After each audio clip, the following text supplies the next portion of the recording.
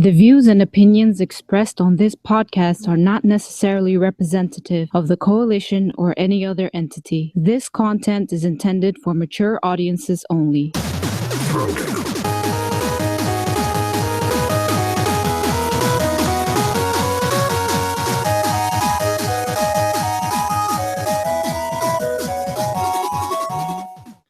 What's going on, people? Welcome to Throwdown, episode 119.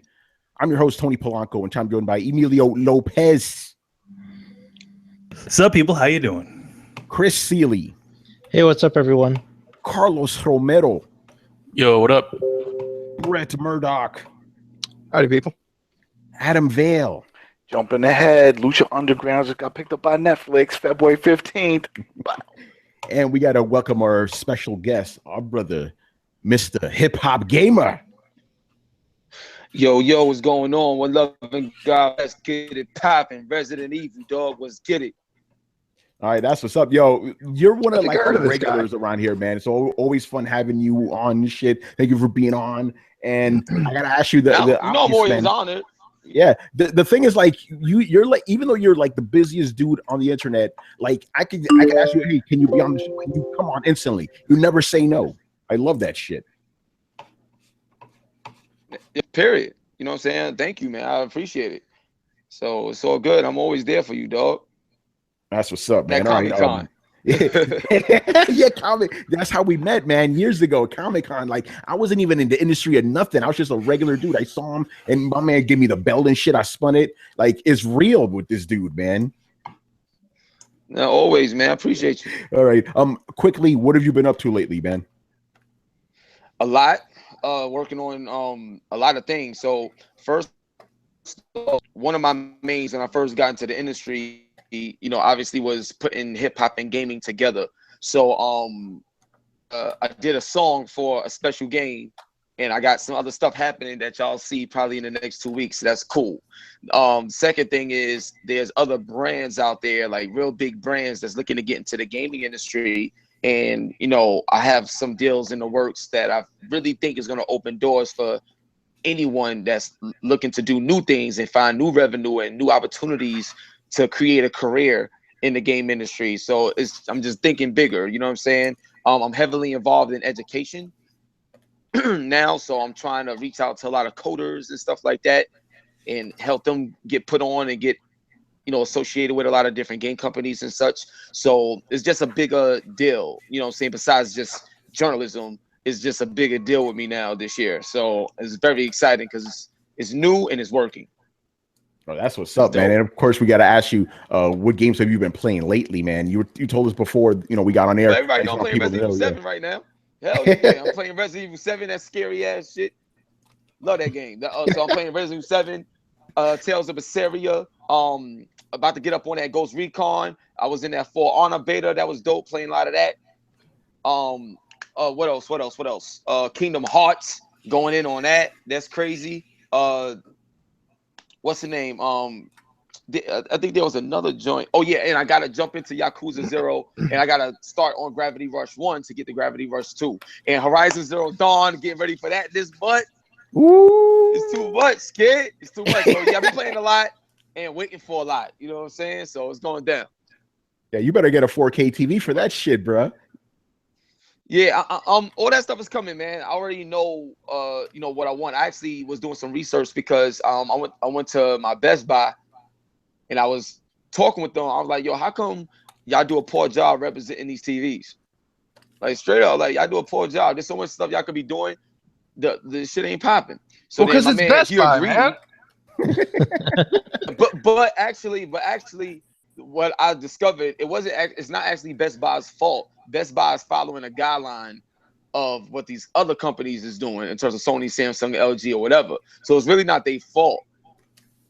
But you know, my man, I was like, yo, let me see something. So you know, it's always a toss-up between Sony, Samsung, especially LG now with the OLED, right? And I know Sony got the OLED too now, I believe, that they announced at CES. So I'm definitely getting a 4K TV, but that the LG, I had to make sure that the refresh rate was right, and they still had also the true motion in there. They actually do have it on the OLED TVs, so I'm excited about that because I might have to get my, first LG now. I'm not sure. I might. Yeah, man. I got the LG OLED, man, and first thing I did was turn that shit off, man. I'm not gonna lie to you. I'm not a fan of that stuff, man. For sports, Oh, you're not a man. fan of the For the whoa. yeah. You're not a fan of the. To each his own. But to me, I feel like without it, that joint is garbage. Like in comparison to what, like on my TV right now, like currently the TV I got right now, if I put that joint on game mode and all the other special effects is off, that joint is blurry as shit. Like especially in fast motion, it's blurry as shit. If you stop in a first-person shooter or something, it just goes slow, move the analog slow, and you'll see all the blurry shit. And then when you turn game mode off and all the refresh rate shit is on, that joint look like you inside the motherfucking character. So like you right there, it's like unbelievably different and smooth, and that's the way it's supposed to be. It's supposed to be lifelike and natural when you play any game. So that's what that does. And then if you want to add more to it, you're crazy. All right. So what you do is, when you're depending on the type of TV you got, you can set it up to where as long as you get a TV that also has all those functions and with a low MS count, oh man, son, it's like it's beautiful, man. Like, you don't understand. You don't understand. It's crazy. Yo, that shit It's makes crazy. Crash Bandicoot look hot, right? Right, hip hop. Hell yeah. When I was talking about the Crash Bandicoot, that was the he does like he takes old games and he adds new details to them via PC. So like he'll take like Grand Theft Auto on PSP, like the sharpest shit you ever seen in gaming. Like I don't know how like they do it, but when you have the emulators on there, the way he has it set up, yo, I'm telling you, it's unbelievable. He's making like games from 1996 look comparable to games now that's remastered. That's crazy. It's amazing. Like, yes, the dude, I ain't gonna tell you nothing I can't prove. Ask anybody that has ever come to my house when I was talking my shit and they leave my house like, yo, this dude hip hop, son. Yeah, he is right. Yeah, I know what the hell I'm talking about. That's what's up, man. All right, we're going to ask you about a little bit of a controversy you may have caused last week. But before that, little house cleaning here. I want to give a big shout out to Heart Jess. You heard her at the top of the show. She's going to be doing our little introduction there. For you guys who may not know, Heart Jess was actually on the original version of Throwdown years and years ago, right? She can't do it now because we record too late, but she's always willing to help out. So I was glad I was able to get her to do that. She's going to do some other little things for us, so pretty cool.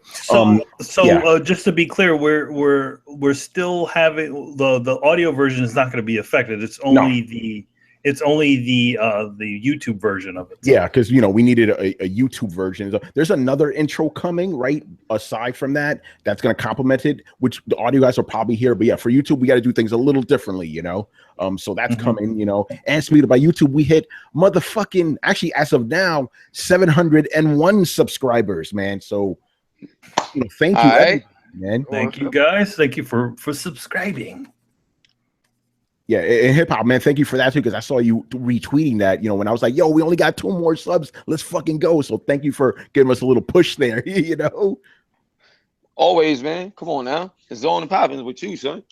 Yeah, it's all good. That's what's up. And then part of the reason, we were able to hit that sub is because we've now brought Tony's take over to Throwdown, right? They used to be on Coalition, now we got on Throwdown, and I tend to cause a little bit of controversy when I make these things, like I did when I'm Phil Spencer, which we'll talk about later. Everybody went fucking crazy, So thank you for supporting that. I like the fact that people, like go crazy in the comment section. Like we don't really get too many comments on like Throwdown itself. We usually get them on Coalition, but for those videos, like 50, 60 comments, people are going nuts, So it's always nice to see people it's always nice to see people interacting with our media. Sometimes it's like it feels like you're a little bit alone. It's like 1 or 2 guys or the same kind of dudes, same good dudes that we know. But it's always good to see new faces and new names show up and asking us questions and interacting with the videos. Yeah. And I especially want to give a shout out to the guys that didn't agree with me but still gave respect to the channel. So that's good. Keep it civil, people. We don't need to go fucking crazy. Yeah, we're not about like we're not about like friggin' causing crazy waves. We want to have that conversation, That's what it's all about. And the last thing is I want to give a quick shout out to Mark and Isaac. They got their books, man. I finally sent them fucking books out, Yo, man, you slow. Hey, man. So I finally, so they got their shits. Mark actually tweeted a picture of himself holding the, Console Wars book. So definitely cool. Isaac told me he got his. So we decided to wait on 2 other guys. So G Megaforce and Mauricio, I believe it was. Please let me know when you get your shit. I want to know that it got there, safely and all that. All right, so let's get into it, man. We got to talk about this Resident Evil shit, right? So last week, let's do it, man. So last week reviews came out, right, for the game. As the game came out, everybody gave it pretty high scores generally, 8s, 9s, and 10s, right? There was one site though that gave it a 7.7 IGN, and Hip Hop, you didn't really take to that too much, man. No, I didn't, because I felt it was bullshit. Period. I felt like people. And I noticed this not just in gaming, but in society as well. I feel like if you're too positive, people get mad. It's almost like a drug where negativity needs to exist. And don't get me wrong, if you don't like something, you don't like something. That's fine. You know what I'm saying? Shit, I'm gonna challenge you, because that's what I do. I'm a professional bluff caller. I don't believe a lot of shit, because a lot of times when I hear people talk about things, bottom, I could tell that they nowhere near as good as they are, and a lot of times I feel like the company that they work for or who they associated with make them feel like they better than what they actually are. You start believing their own hype, and then I make them unbelieve it because shit doesn't make any sense to me. So I just didn't agree with that score, especially after playing that game. And what I mean by that is, to use an analogy, if you look at sports, right, and you look at basketball. Nobody's going to sit up there. If you're a basketball head, nobody's going to sit up there and say Michael Jordan is a 7 or LeBron is a 7 or Steph Curry. There's certain people in the industry that's iconic. Then you got some greats. Then you got some okay, they decent. Then you got some people that they on the bench for a reason. You know what I'm saying? There's levels to this shit. You know what I'm saying? Everybody know that. So I feel like certain review scores and certain things that's said about a game, it devalues the greatness. That's like looking at Uncharted 4 and somebody saying, that's all right. What? We hunt that guy down. We hunt him down. Saying, and my thing is you got to be truly out of touch, or you must have just started gaming and don't understand where we came from. I don't get the logic, but certain things just don't make sense to me when I see these scores, and sometimes the written review don't even add up to what the score should be. That's like if somebody saying, yo, this is great, I love it, it's amazing, and then they give it a 4 out of 10. So why would you say it's amazing, it's this and that, but then give it this? Certain things don't add up. So when I went through it, that's what I discovered. It didn't make sense, so I called it out. Yeah, I mean, and here's the thing, right? This is what I found interesting. Now, you calling them out, that's nothing new. You always do that, right? Because, you feel very passionate about the games, right? What I found interesting was the backlash you got. Usually you get a little bit of backlash, but you got a ton of fucking backlash for this. And, you tell me what your opinion is on it, but I personally think you got more backlash than usual because the reviewer just so happened to be a woman, and a fact you didn't even know about, they thought you were going after her because she's a woman. You didn't even know about that until afterwards. But that's the main reason I think you got so much shit. So what do you make about the backlash that you got over this specific shots fired or blast or whatever you want to call it?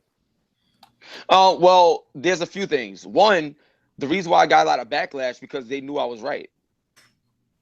Period. If I'm talking bullshit, you can leave alone. It don't even affect you. You walk away. It don't even bother you. But when I hit a truth nerve, when I hit that nerve and it's because I'm right, that's what it is. They knew I was right. And the fact that they knew that I'm a popular person in the industry, they knew that when I say something, it's not going to just stop right there. It's going to travel. So that was their way of trying to jump in and try to take things I said out of context to try to make it look like I'm this trying to attack this girl for her opinion and shit like that. Let me tell you how, all right, let's keep it 1,000. Yes. I'm gonna tell you how let me tell you how hypocritical the entire industry can be. And I'm gonna tell you how hypocritical IGN was in this particular situation.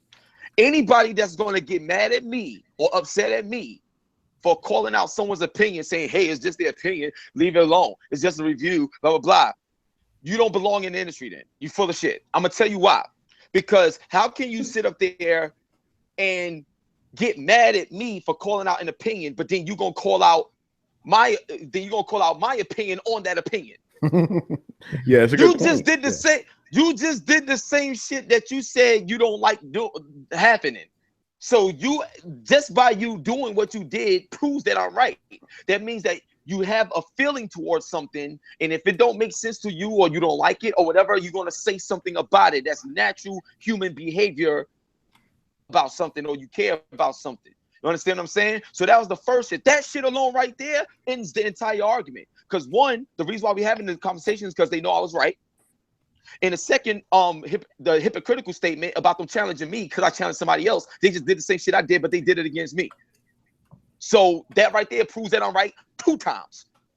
You know what I'm saying? So, and the third thing in terms of the whole backlash that bothered me is that well, I mean, it didn't bother me, but the reason why the backlash happened and stuff like that is because you got this dude from the hood, that's from the street, and all this other stuff going against the giant IGN, and it's almost to the point where it's like, how dare you speak to us like that? Like, you know what I'm saying? It's almost condescending. And I'm like, yo, look, and I told Steve is the editor-in-chief of IGN. That's my dude. We met, he spun the belt back in the day, like we met and everything like that. Publicly on Twitter. And I was telling him, I was like, yo, look, y'all know good and well that and you know good and well that there's a lot of people on your staff. I respect the fact that you come and defend them and you know you're on a team and shit, but you crippling them. Like that girl, and like I said, I didn't even know who it was. Like when I first did the Facebook Live video, I did it because after playing the first like hour of the game, I was blown away. And I was just saying to people how I felt. And then somebody typed in on the chat saying, yo, did you know that IGN gave it 7.7? And I was like, what? And then that's when I went to find out who it was. I didn't know who it was. You know what I'm saying? I didn't know who it was. So, like, but that's a whole nother thing. That's just letting y'all know how it all, you know, unfolded. So, but anyway, back to the, you know, back to Steve at IGN. What I was telling him, I was like, yo, look. And he actually agreed with me publicly. I said, yo, everything that your reviewers do or say. And he was like, no, but we have internal debates about it. And I was like, okay, cool, you got internal debates. But if you got internal debates and you get mad at me because I publicly said the same shit that you probably said, you know, internally, then you actually agree with me. You just mad that I put it out in the public. Like, you know what I'm saying? So what are you talking about? And it's weird to me how people could just look at and associate that with truth and logic and facts. It doesn't work that way. Like, you know what I'm saying? So, and then on top of that, when I put the challenge out, just trying to understand how did she come up with this review score and the way she felt about it, allow her to respond or speak. Everybody in the world saying, oh, I'm here seeing articles that, oh, HipHopGamer threatens a girl physically, he's gonna shoot her. I'm like, what? Okay, hold on. Let me I hate to stop you there, but let me just clarify. Like, what do you expect in a review, hip hop? Like, do you expect it to be? And I know we've had this discussion on the show before. Do you expect it to be, a critique, an unbiased article on its merits and its cons? Do you expect it to be somebody's subjective experience? Like, what do you expect out of a critique, especially one that gives a number? Like, not just what do you expect, but what do you want? What does that mean to you when you see a number? What should that be? No, okay, so here's how I look at it. If you're reviewing a game, right, however you review it, because everybody have their own review style. So my thing is, when she gave the game a 7.7, in my mind, the way I look at reviews is 5 main categories that I touch on. Like when I look at just like average reviews, and that's gameplay, graphics, features, fun factor, and sound. Those like the 5 main things that like I focus on. So when I look at each of those categories and I played the game myself, it's flawless. Like this game, and that's another thing. People act like a game can't be a 10 or something, or can't be like. There's absolutely nothing wrong with Resident Evil 7. Like, no, I haven't. Oh no, I'm not even saying So that the it point, can't be a 10. But here yeah, I know. But the point is not just to answer your question. But my point is, when I saw the score, crazy. Let me like it blew my mind. Like, hell no, ain't no way in the world you gonna play the same game I played and get at a 7.7. And then afterwards, when I was looking at some of the review, because I didn't want certain things to interrupt my playthrough in terms of spoilers or whatever. A lot of things that she was saying that the game was good, and she had like a lot of good things to say about it. And when you read the review and you see the score, I'm still trying to understand where the score came from. Like, so it's one of those situations where I need to hear from her own mouth to understand, like, because I'm completely lost. I'm on your side on this one. I personally, I think it's she didn't like the game that much. Like it was just like here's how I feel about the game. And like I'm the same way. Like I judge my games on a series of like, gameplay, audio, visuals. You break it down into a series of categories, but that's not how everybody is. And some people, especially in today's world, want to take like, oh, well, here's my feeling. Here's my take on the game. Here's my narrative of the game. And they want to put out there like it's some fucking gospel truth. That, in my opinion, is not a true fucking review. That is an editorial on your experience of the game. Do you think it could be? What I'm just asking. Do you think that this could be more of that kind of issue? Do you think it could be just that it wasn't their kind of game and they're just that shining through in their review? Well, somebody else wanted to talk. Well, I was just going to say that I read the review, right? And I feel the nitpicks were unwarranted. It felt like she was stretching to find flaws. And the flaws. Thank you. Yes, they were unwarranted. It's like she was reaching for shit for no reason. Oh my. Yeah. So go ahead. That was I had an issue with that too, because one of the complaints was that the puzzles weren't hard enough and they weren't like the old games. And I'm like, why would you want those back? Like, yeah. It's so you're gonna dock it so like, much for that, Yeah, like it's like that's what I'm saying. Like let me ask you. So I'm gonna just throw this out there. Like, in whatever game it is, but there's certain games that discussion with Bloodborne before. Now I'm not a fan of Bloodborne. I don't like the game, but the game is hot. Like, I'm able to separate my personal feelings from what a game does good or not so good. The only issue that I had with Bloodborne, especially when it first came out, was that a game that's designed to be that tedious in terms of meant to punish you, it needs to be just as flawless from a technical standpoint, and it wasn't, because it had frame rate dips that affected gameplay. That was like my main thing, and that was a valid point, and the developers even said that too. So that's a valid point. Other than that, Bloodborne is crazy. Graphics, enemies, all that shit, the lore of it was amazing. So that's what I'm saying. Like, to me, when I saw that review, it's like she was so caught up on what Resident Evil was that she couldn't properly appreciate what it is now, or even engage in being honest with herself, because of what it's like. If you're used to something being a certain way, if it ain't that way, then it's a problem. No, that's wrong, man. Come on. When you look at the graphics of Resident Evil, phenomenal. The gameplay, nothing wrong with the gameplay at all. Shit works. The sound design is so damn scary, you fucking start screaming even when you don't see shit because you think you heard shit. It's crazy. Like, and then the main feature is the VR mode. Ain't nobody play. Grown men ain't playing that shit in VR, son. Hell real, no. Fuck that shit. Fuck that shit. You're gonna have have piss going down the right side of your leg with a piece of chip of shit coming down the left side of your ass. Get out of here, man. Ain't no way in the world you playing Resident Evil in VR mode. You know what I'm saying? I know dudes from the hood. I grew up in East New York, Brooklyn, and these dudes is not playing that shit in VR like that.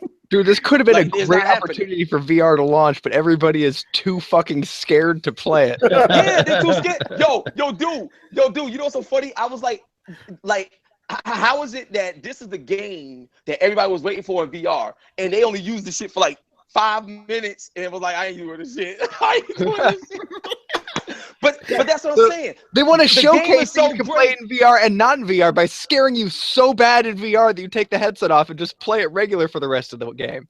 Yeah, exactly. So my thing is, just by the conversation and everything that we have in alone, there's no way in the world you're gonna sit up there and tell me that this is just some average shit. No, this game, give Capcom their props. This game is flawless across the board, man, across the board. And it's so good that, like, for example, in that Facebook video that I did at first, I referred to Visceral Games when they did Dead Space. Yes. Like, Dead Space sound yeah. design still to this day is legendary. Resident Evil 7 has sound design on that scale. It's amazing. It's amazing, man. And I'm not going to just sit by and let the #1 gaming website, according to the numbers, just get away with that. It's disrespectful to the industry. That's like, look, I'm not a fan of the Patriots. All right, I'm not. But give Tom Brady his props. This dude is beast. That's all I'm saying. Give Capcom their props. They did a hell of a job. Do not devalue their talent or this industry with ignorance of puzzles. And I wish they would have. It's shit that don't make it don't hold no weight. Well, It holds no weight in your argument. I had a theory about why this review was the way it was. Okay, And this is what I'm curious about. The why. the why? Okay, here's my theory. Now, I had my wife look into this, and Capcom's PR sent out a series of VHS tapes and VCRs as a promotional for the game to certain outlets. Some horror magazines got some gaming journalists got some, big and small. I didn't see IGN on that list. So my thought was that they felt like they were punishing Capcom by lowering the score of this game, like artificially lowering it. Interesting. Here's the thing, though. Quick thing, though.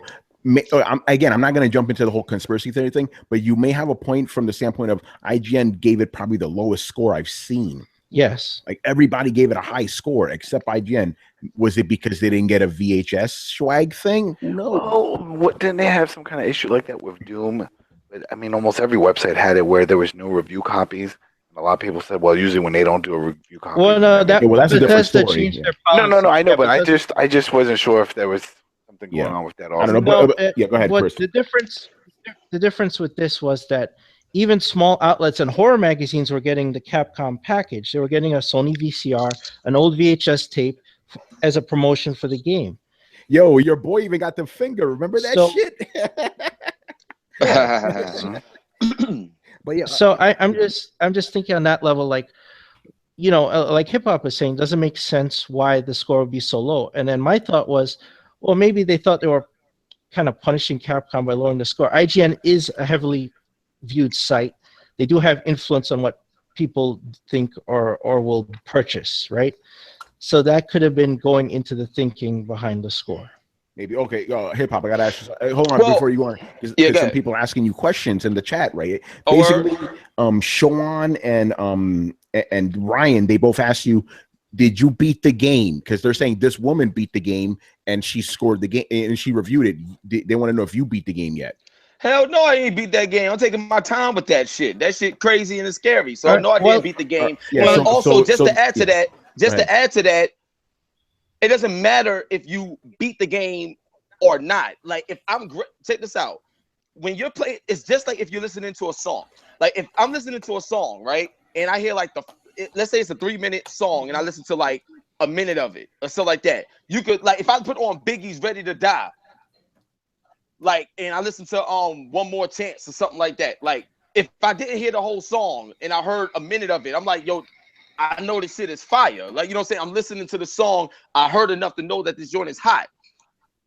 I'm an expert. Also, like I'll defend your point because I also read the review. I also agreed with your position. I've beaten the game 3 times already. Oh, damn, man. You got I also beat it in under 4 hours. You got the juice now. Yeah, so I've experienced this game completely. And I can speak that I agree with what you said 100%. I think the score was artificially lowered. And I don't agree with her review because she spoke to things that I didn't experience in the game.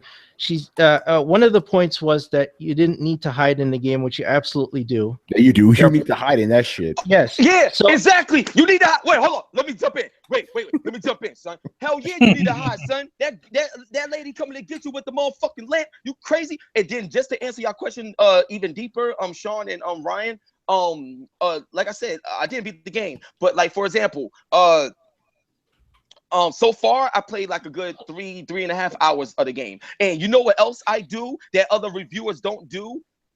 People actually see me play it. Most reviews, and I challenged everybody. I challenged Gamertag. I challenged everybody. I said, anybody that's a journalist. Let me tell you how hypocritical a lot of journalists is now. Check this out, Tony, and please listen, Sean and Ryan. One of the biggest issues in the industry, period, is when you got this new technology and you want developers to use the new technology, you want to be blown away at E3. You want so much from all of the publishers and developers, right? But when it comes to the journalist side of the thing, where you now have the ability to live stream, you have the ability to do your job better via technology that's provided for you. Motherfuckers don't want to go the extra mile to do that more from the people that they looking to play the games on. That's wrong, because I feel like if I say something, you actually see it raw, unedited, firsthand. So everything I'm saying, you know that it's accurate because you're seeing me live it. Whereas if you look at like certain reviews, and I think her review too, if I'm not mistaken, I never seen her play the game. So we just taking her word for it and her written work for it. I ain't see her play no live stream of this shit. You know what I'm saying? So my thing is, how can you truly trust somebody review if you don't even know how they come to their conclusions because you don't see them play it? That's bullshit. You see me play all the shit that I be talking about. I don't know if you can get to the point where you need to be like, we need to see you playing this game before we No, we do. I'm gonna tell you why. Do you remember that article that came out where I think it was Polygon and they was playing Doom or they playing something, and the dude that was supposed to hold on, the dude the dude that was supposed to be the reviewer of the game was complaining about the game, but everybody that watched him play was like clowning on this dude because he was so garbage at the game, and he's blaming the game for the fact that he's garbage. But see, that's You need to see that shit. No, see, that's the thing. That's on Polygon. Like me, as your average consumer, like I don't have the time, the patience, or I'm the talking about caring. you, dude. You just said it yourself. You're an average consumer. IGN is not an average site, so I'm not. That don't apply to you. This only applies to people that professional journalists that's working at these big major websites that's funded by millions of dollars. As a regular consumer, he doesn't have time to look at you playing an entire game to get your review of it. That's No. No. Here's my point. I don't have the time to fucking do my homework and find out who's doing what, who's playing what, how good you are. Here's where it all comes down to. In hip hop, you should be able to appreciate this. It comes down to finding a personality who is honest with you and whose opinion you can trust. Okay.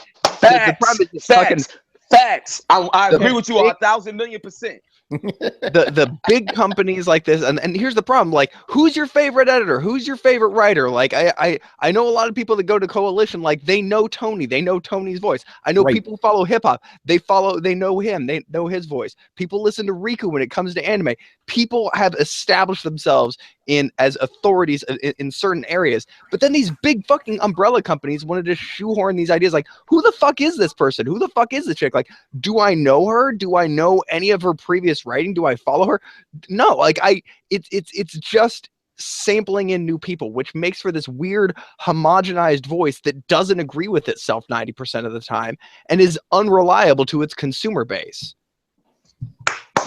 Yo, dude, when I see you, no, like I'm gonna give you a hug and a headlock or something like that. Like, but it's gonna be a brotherly thing. You know what I'm saying? Manly. You know, like, another. This is why I love the live. No, but that's hold on, hip hop. I got another statement for you. This is why I love the live chat. Okay, so my man Vegapedia, he goes, if we need to see people play the game to take their opinion seriously, then HipHopGamer needs to beat Resident Evil 7 before he even says another goddamn word about it. Whoa. Okay. He did say LOL though. He's kind of joking.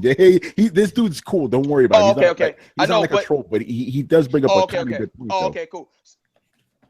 Okay, cool. No, it's not a good point. I'm gonna tell you why it's not a good point. I'm gonna tell you, no, it's not a good point. I'm gonna tell you why. I'm gonna tell you why it's not a good point. Right? Okay, so I could play a game. Right? Watch Dogs 2. I ended it. Mafia 3, I ended it. Call of Duty, Infinite Warfare, ended it. All these games are phenomenal, but based on what I'm rating the game on, let's go back to it. Gameplay, graphics, features, sound, fun factor. I can define and I can identify with each of those characteristics without beating the game. So if I'm reviewing the game, you can't tell is how the storyline wraps up. Generally, a technical exactly, and I can't. And actually, I can't tell you how the shit ends. So even if I beat the game or not, I'm still not going to even tell you that part of the experience anyway. So you're not going to know that because that's a spoiler. So what I'm trying to tell you is when you are what's the name? Like for example, great example. If you are reviewing food, like if you're taking a bite of food and you were reviewing how it tastes, you don't need to eat a whole motherfucking plate to know how a motherfucking steak tastes after the first bite.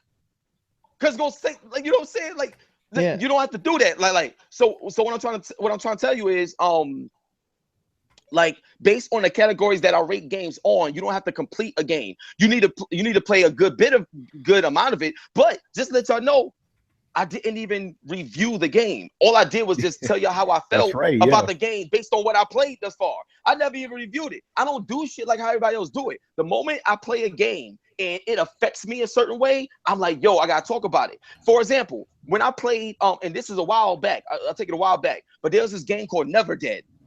I remember that, right? Yeah. And it was a dope game in terms of it has a dope concept, but it was executed poorly. I give you an example.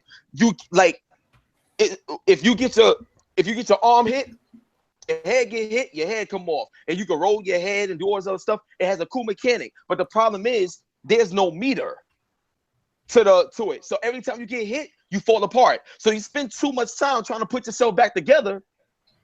That the good thing about it is too repetitive, and you can't enjoy the game or move forward because it's the good thing about it was abused, and that right there is a fair statement. And I learned about that like 20 minutes into the game, and from that alone, I didn't enjoy it. So let me see if I'm understanding you correctly. What you were saying is because you are basing your judgment of the game personally on its technical standpoint and merits. Technical merits, its artistic merits, and everything like that. From your experience, everything is so solid that you can't see how something would drive the game down to a score of 7.7, simply based on the game's tight mechanics. It looks good, it's got ambiance, the sound quality is up there. And so basically the only thing left out in the open is story. And you don't see the story bombing so bad that it can bring this game down to a 7.7 because it's more about the experience for you rather than the narrative. And that you feel because this is an experience-based game and not a narrative-based game, you feel that you can make a statement on that. I mean, you probably wouldn't make this statement on Final Fantasy, which is 90% fucking story, right? No, well, here's what I would say when it comes into story. If a story is great to me, that's a part of like the score too. And it could be a great story, but then it could end poorly. You know what I'm saying? It can have a lot of things that I may love about it or may not like about it. What I will say when it comes to story, thus far from what I played and the story and everything, I'm blown away by everything this game has to offer my first 3 hours in. Oh, that's what I'm saying. Like, even if it phones it in from here on out, there's no way it's getting it down. Even if the story doesn't hit the mark that I wanted, then okay, 9.5 instead of a 10. God, dude, when you're playing a horror game, think about it like this. When you're playing a horror game, the goal is for the creators to scare you and make you feel like you're actually playing the genre is labeled under, which is horror. When you look at games like Silent Hill, Kojima did all of this shit in a fucking demo. In a demo, he had people shitting bricks. In a demo, yo, matter of fact, let's bring that up. That's not even a full game, and the whole world changed when that shit came out. Get the hell out of here. Hip hop. One of the things that I like about you is that we can disagree on something and talk about it in a civilized manner. But I got to say, today, you and I aren't exactly the same fucking page. Like, exactly. Yeah, exactly. I love you, dude. Like, you know what I'm saying? I love you. So I'm a cry when we hang up. Like, this is real right now. We having a moment. Now, but seriously, but hold up. But Sean, I hope that, answered your question, and notice how you asked me a question, and I was able to give you an answer that wasn't fluff or anything. I was able to break it down, give you details, and on anything you asked me, that's respect. That's knowing your craft. That's backing your shit up.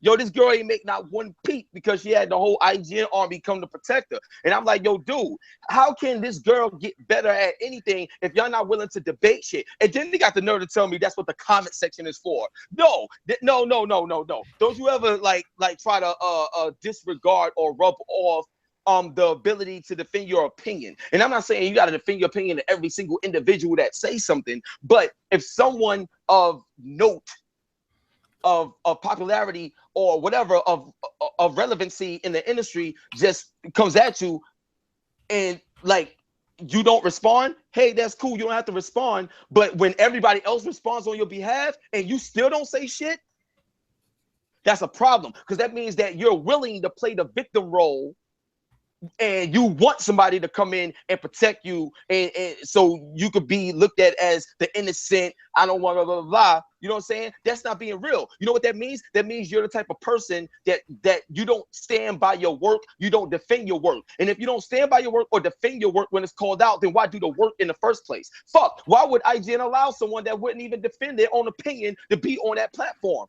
I'm telling you, a lot of that shit is a controlled environment and it's wrong. And I told Steve that. All right.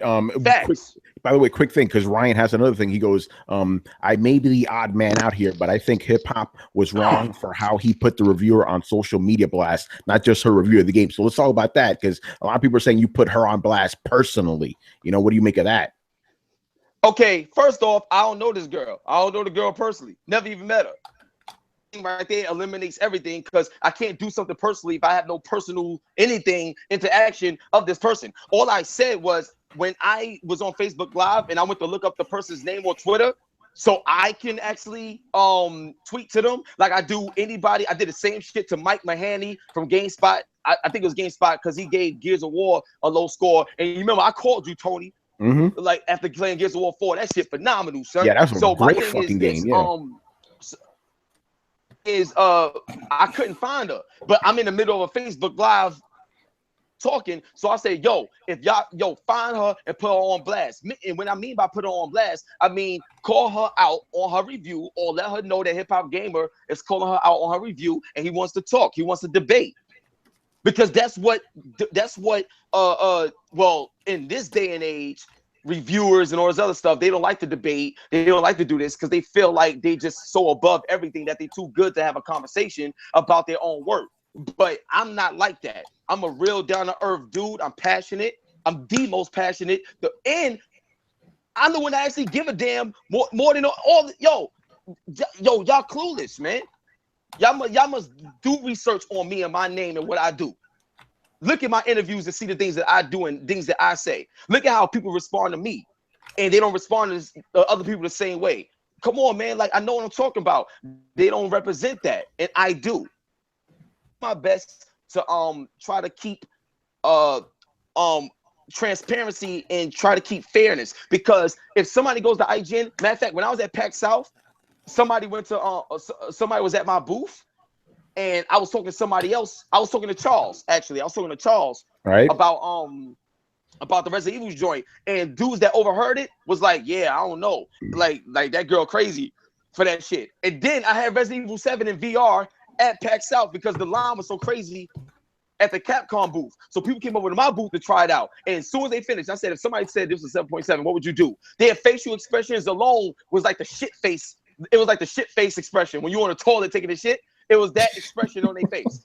The bullshit that they were hearing. Come on, man, get out of here. Like, I know what I'm talking about. So to answer your question about why did I put them on blast, I put call her out. So first of all, so I could find out the Twitter, and then I could speak to her and get her thoughts and opinions about it. That's what I meant by blast it out. Shit, and you know what's so funny? People are so goddamn caring about everybody else, but every day I get called out on all types of shit. Like every day, and nobody say nothing.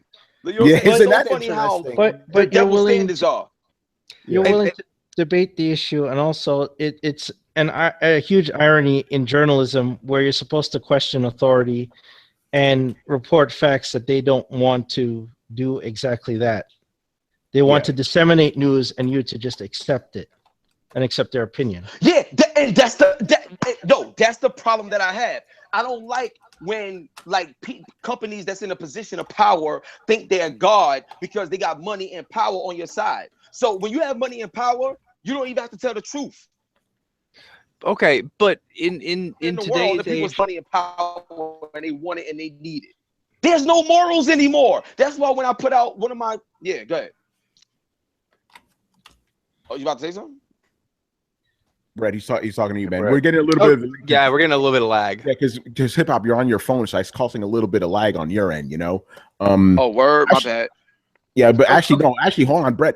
Hip hop, finish your statement because I thought you were about to go somewhere powerful. You said there's no morals anymore. There's no morals in journalism. How in the hell does a person keep their job in game journalism, claiming to be a veteran playing Uncharted 4, not realizing they was playing Uncharted 2, and they claim themselves to be a veteran Uncharted 2 player, and you still have your fucking job at VG24. No, man, I told you that was a mistake. I made a mistake.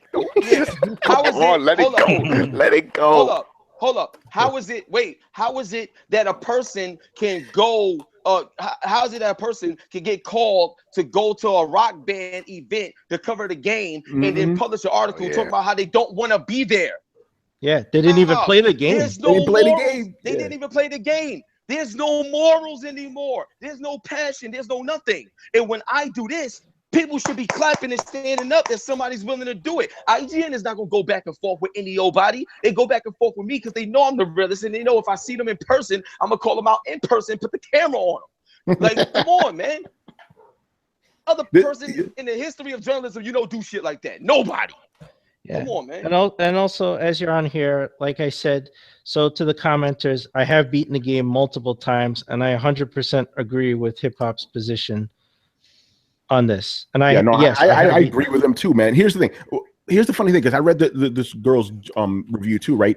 I understand like why she felt the way she did, but I just disagree with it. Like one of her main complaints was like, the monsters feel too much like old Resident Evil battles. I'm like, but that shit is awesome. I like that shit. Well, that was the ironic part of the review. She said that, but then she said the puzzles weren't like old Resident Evil. It's like, which is it?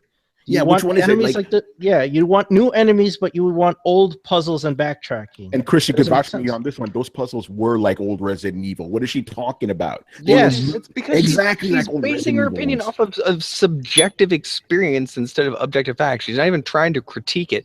She's telling you about like her little experience through the video game, and it's that's the problem with not taking at least, and I've talked about this again, like you need to very clearly state like if this is an editorial on a video game or if this is a critique on a video game. The term review cannot encapsulate both, because if this is an editorial on a video game, that's fine. Like she can be as ass backwards and as wrong as she wants. But if this is supposed to be a critique on the technical merits of the game, then it should at least fall somewhat in line with what the other people doing technical merit critiques of the game are finding out. Otherwise, you just haven't done your job. But then the question becomes, so is the problem the reporter or the establishment that hired the reporter? Like, it's not my fucking job. And here's the thing: if you go, well, IGN, it's not IGN, it's the person themselves. Well, you know what? Goddamn it, IGN, I don't have the time to figure out and ferret out every time you make a bad fucking hire. What you need to do is vet out your own goddamn journalists to be respectful and respectable and fucking trustworthy. Like, this falls on IGN, in my opinion. Like, yeah, it falls on this girl, but more than anything, this falls on IGN. And more than anything, these things generally fall on the publications of which they're produced. Yeah, hey, Brett. Hire crap reporters, you get crap reporting. Yeah, real quick, because this is a good point. Techno Fabulous, he goes, if there was only one standard in which to review a game, then I could see this as an issue, but people review games differently. Some games I thought were a 10, others thought were a 7. And that's what I'm... Now, listen. Oh, sorry. No, hip hop, you go first. So listen. So here's what I would say. Now, I completely agree with that. Some people may look at a game like a 10, other people may look at it as a 7. So what I would do is, if I look at a game like a 10 and you looked at it as a 7, the first thing I'm gonna ask you, well, what about the experience you felt made it a 7? What was so different? What was this? What was that? I'm just trying to pick your brain on why we came to such different results of playing the same game. Example, there was this dude, some YouTuber, right? But he reviews games. But he's a YouTuber and he was a guest on Jeff Keighley's YouTube gaming show, right? And he said it himself that when he played games, he don't play them for the story. And what I mean by that is if he's playing a story-based game, he'll skip the cutscenes if he can, or he won't even pay attention to them because he just wants to get through the game and just play it and stuff like that. So if somebody was to ask him, was a 7, saying I wasn't in the story, this and that, how can you take that seriously if the motherfucker's skipping the shit? You understand what I'm saying? So my thing is, you won't know unless you ask a person, and a person can lie to you unless they actually have proof of them playing it if you're questioning them, so you can see how they came to their conclusion. Because for me, when I'm playing Bloodborne, and you saw that I live streamed Bloodborne and I live streamed Dark Souls 3, everything I say I prove. So when I played Bloodborne, I was showing reasons why I didn't like it, but also explaining why it's great and why I do understand why people like it. You understand what I'm saying? So you were highlighting the technical merits. So my thing is, to answer the dude's question, that's how you find out, whether or not someone's opinion is valid. It's just asking a question. In this particular situation, I never got a response out of the girl that way. She wanted to be the victim because she obviously saw everybody stepping up for her, but she couldn't stand up for herself because she probably, after thinking about it, she probably realized that she fucked up. Oh, real quick here. Anton H, who I believe is a new guy here. Welcome to our channel here. What's up, Anton? Yeah. He goes, I don't care how a game gets rated. It only matters whether a rating is supported by valid reasons. Doesn't matter whether they're subjective or not. Wait, say it again. Okay, I'll read it again real slow. So he goes, I don't care how a game gets rated. It only matters whether the rating is supported by valid reasons. Doesn't matter whether they're subjective or not. Well, that's the point that I'm trying to make. Yeah, that's what I'm making. That's exactly what I'm saying. Yo, what's his name again? Anton? Anton, yeah. Yo, salute you, dog. That's exactly what I'm talking about. It's like, and that's the thing. When you read the review, the things that she nitpicked at, if that, put like this, if those so-called nitpicks about puzzle and all this other stuff is enough to take it to a 7.7, then every game that come out after this that she reviewed, that shit better be a fucking 4 or something like that. Because ain't no way in the world. I mean, seriously, no. According to her own logic, that would make sense. I don't get it. Yeah, I hear what you're saying. And if she does change her mind, she better have a good reason for it, right? Hip hop, I'm asking you. See, what bothered me was the fact that once everybody started coming out talking about it, and she still remained silent. The fact that she remained silent throughout that whole process lets me know that she's the type of person that wants to say what she wants, put it out there the way she wants, and don't want nobody talking back. She's the kind of person that feels like when she says something, it's law because of who she associated with. That's not journalism. That's not even protecting. That's not standing by your work. And if you don't stand by your work, you shouldn't do the work. That's just facts, man. Dude, yo, Tony, you my boy. Yeah. Yeah. Go ahead, my boy. If I agree with you or if I disagree with you, no matter what it is, it's so like that. I stand by what I say, just like you stand by what you say. If there's a problem and we in it together, I don't care how much money on the table, what it is. You my boy. If you're right, I'm right there support you because you're right. I'm in the service business of it. I'm all about doing right. You always do the right thing in any scenario. Doing the right thing is always the right thing. Period. And that's what I'm about, man. I hear you. Go ahead, Brett. What were you gonna say? I lost it. Well, I was just gonna say. Sorry, Brett. I mean, I'm sorry, man. I'm sorry. That was a good point. Go ahead, Chris. What I was gonna say is, to Hip Hop's point, that's the difference between journalism and propaganda. Propaganda is put out in one direction, and you're supposed to accept the statement, right, from the source. and journalism is Right. is research and debate. So that's the difference. Like, and somewhere along the way, huge establishments forgot what the difference was. So this review, That's We've powerful. forgotten what the difference is. None of us can fucking make up our minds, and none of us fucking care. So why the fuck should they? No one here can decide what a goddamn review Nope. here is. Nobody Yeah, understands what a critique is. Nobody understands the difference between subjective and objective. So if we can't decide in a room full of 5 people, how can we expect IGN or any of these other companies to fucking not? The only qualification for writing an article on IGN is I wrote about a video game. That's the fucking high bar. And here we're discussing here we're discussing the merits of what that entails. Well, it means something different to everybody. And until we fucking decide that it means something, like I don't understand how we got to this point in video games. Like you can critique a video game and say shit like, oh, it should have had this, or I don't like that. That's like being a food critic going out and being like, well, the dish was good, but I don't really like corn, so I'm gonna rate it badly. Motherfucker, you're supposed to be able to put that shit aside and look at how good the dish was constructed. Like, but Exactly. Prince. Nobody fucking cares Prince. about that. You know what I'm thinking about right now? Like, dude. it's like somebody gets a plate of gazpacho and they complain it's cold. It's like supposed to be cold. That's my fucking point. They're like, well, it's great, but it would have been better warm. It's gazpacho, not tomato soup, asshole. Like, I don't care if you would rather have tomato soup. I don't care if you prefer tomato soup. Go home and fucking have some if that's the point. But don't sit there and be mad because this thing isn't what you want it to be. Judge it on its fucking merits. There you go. Mhm. I love Yo, it. I love dude, like, this is great, man. This is great content. I'm just saying, this is Throwdown, great man. content, man. Do every week, son. Oh man! All right. The last thing is, and this is something you and I talked about on the phone the other day, right? When we were speaking about this, right? Because I'm of the mindset, and I want your thoughts on this because your thought was very different. I'm of the mindset, like, you know what, IGN, whatever, let them do what they're gonna do. People like us, we got to look out for each other. Like, I'm more worried about your opinion on the game is more valuable to me than IGN, right? So my whole thing is like, okay, I have an opinion. I'm going to present it to my people, my fans. Don't worry about what everybody else is doing. Worry about what you're doing with your community. And you had a very interesting response to that, which I want you to tell everybody. I'm pretty sure you know. Yeah, of course. So what I was telling Tony, and I respect, what he's saying, but I also said that that's selfish. And the reason why it's selfish is because when you care about an industry, you don't care about part of it.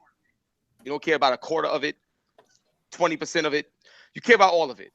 So my thing is, when people are in the industry and they're in a power of influence, in a position of power of influence, heavy influence at that, I love when I can have conversations with anyone about amazing experiences like a Final Fantasy VII or a Metal Gear Solid Sons of Liberty game, or the first God of War, whatever. Like, it's good it brings people together. So when you see someone that's in the industry and they're in a powerful position, but they don't respect the position, they just do any old thing, and or you could tell that their heart isn't into it. They look at it more as a job instead of a lifestyle in a culture. Then they're devaluing and hurting something that you love.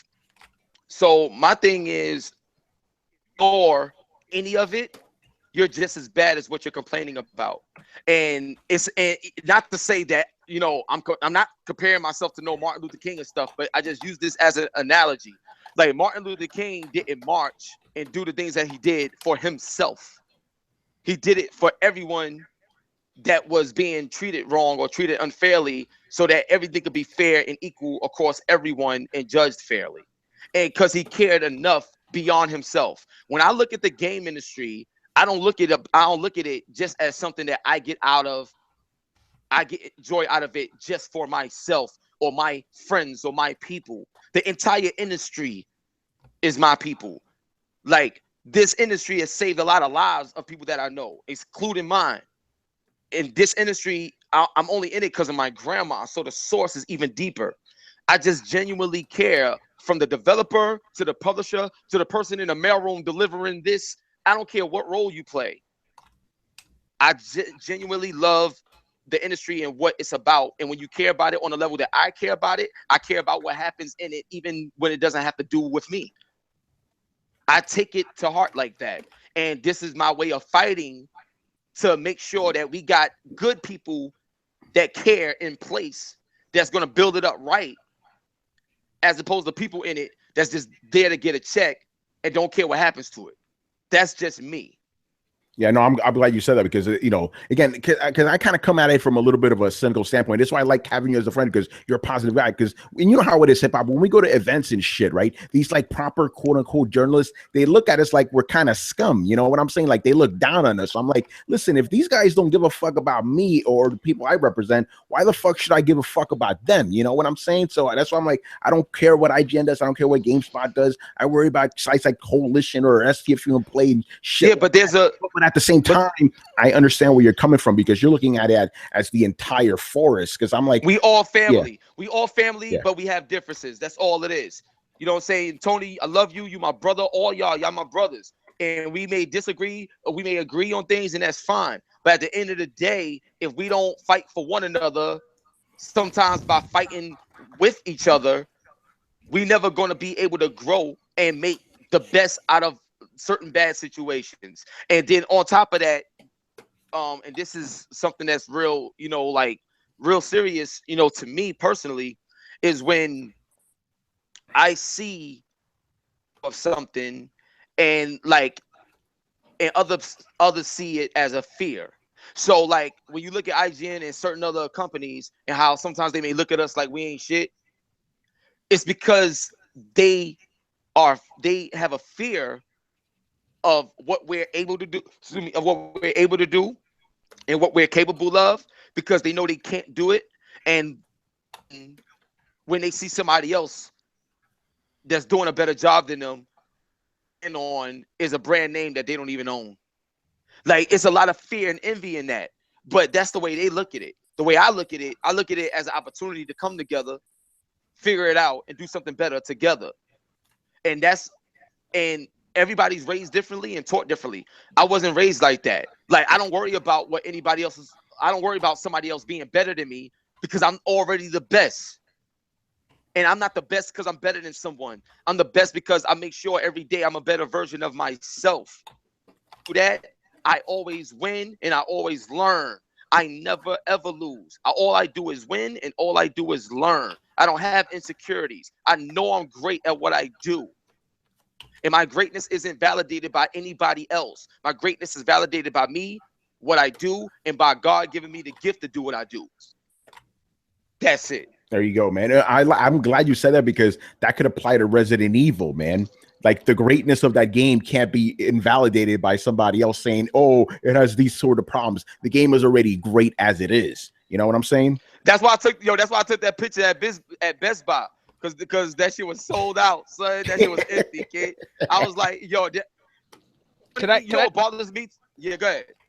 Okay, I want to take this moment to educate just a couple people on philosophy. And one of these things that drives me fucking crazy in this world of postmodern subjective narratives, because in my opinion, this is the base fucking problem, is that everybody's like, oh, my opinion is just as important as everybody else's opinion. Like, no, right, Brett, hold on, Brett. No, it's not. No, it's not. Brett, I just want to quickly apologize to you, because we do need a soapbox sound effect for these moments. Okay. You're about to bring up. Okay. I'm going to explain this real quickly to everybody. Okay. There is a such thing as the objective truth. Okay. A thing is true or not. And this mostly applies to just about everything, not just things like, oh, is the sun a thing that actually fucking exists? This applies to things that we all talk about and we all love and we all argue about, like movies. Okay. Let me give you a visual demonstration. Let's say this here is truth, right? It exists independent of anybody else, right? So this is a movie. Let's say this movie has all kinds of good in it and all kinds of bad in it. And we all experience this objective truth from different points. Some can be over here, some can be over here, some can be over here, some can be right up here next to it, okay? This is important because we are all seeing different directions. We are all seeing part of truth, but nobody can know all of truth, not by itself, okay? And this is important because when somebody sees something good in something, that means that there is something good to be seen in there. Not everybody has the ability to see that something good that's being seen, but that does mean that it's there. And we, at least in my opinion, are trying to talk about an objective truth. We are trying to, and this is where hip hop is going when he's grading games on their technical aspects. He's trying to get as close to this point as possible. And I think we should all be trying to get as close to this point as possible. And the way that we do that is by sharing information all the way around until we can get a good idea of what's going on. Now, the problem is some people don't give a fuck about this. They give no fucks. They say this thing, truth, doesn't exist. I have my truth, you have your truth, everybody else has their truth. I'm just telling you my truth. And the problem is that disregards not only this, but their point in this and their point in everybody else towards this. So as we're all trying to gather around something to figure out whether it's actually fucking true, there's some jackass down here going, the moon's made of fucking cheese because I say it is, and my experience as a lesbian says that the moon's made of cheese. Like, and that's and that holds no fucking substance, and that doesn't help any of us get any further. So I'm quite frankly sick of it. Like, and so here's where I'm drawing the line.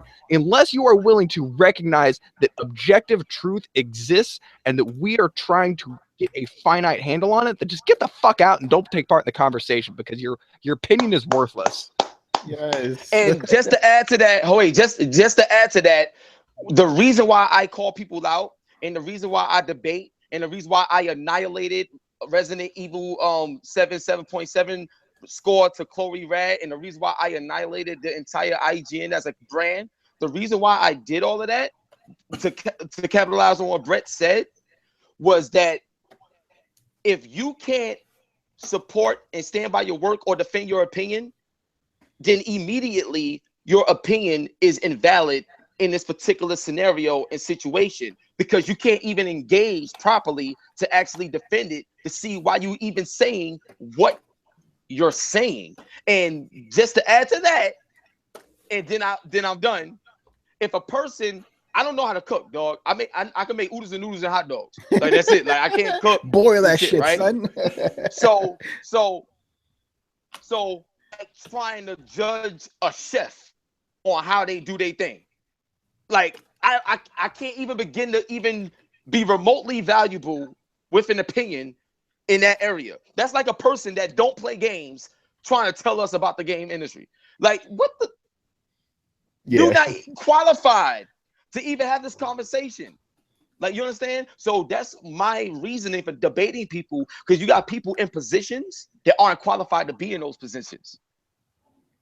And people that don't know no better, look at them like they great. But then when you got the real motherfucker that come around, they don't want that, because the real dude will expose them, and now they don't look as good as they thought they could in front of the people that wasn't aware. Yes. And they don't want that. They don't want that. You know what I'm saying? That's why when you got power and money, you can make people believe whatever you want to believe, because they got enough money to fund the thought. They can fund you. 97% of people don't use their own brain. They watch TV, they watch media, and then they hear it, and then that becomes a trend that they send off to other people. You can put 7 people in a room, tell one person one thing. By the time it comes back to you, it's different. Yep, it's true. By the way, I gotta ask you this. By the way, since I got you, I gotta ask you this, right? Kotaku a couple months ago, right? They had a job listing. You could, go work for them, right? And it said this. It blew my fucking mind away. Video game knowledge is preferable, but not necessary for a game journalist. Yeah, bro. Yo, dude, listen. A lot of companies do that. Video game knowledge is preferred. Yeah, preferred. Think about it, hip hop. Think about it like this, right? Imagine you go going to work as a job. This just proves my point.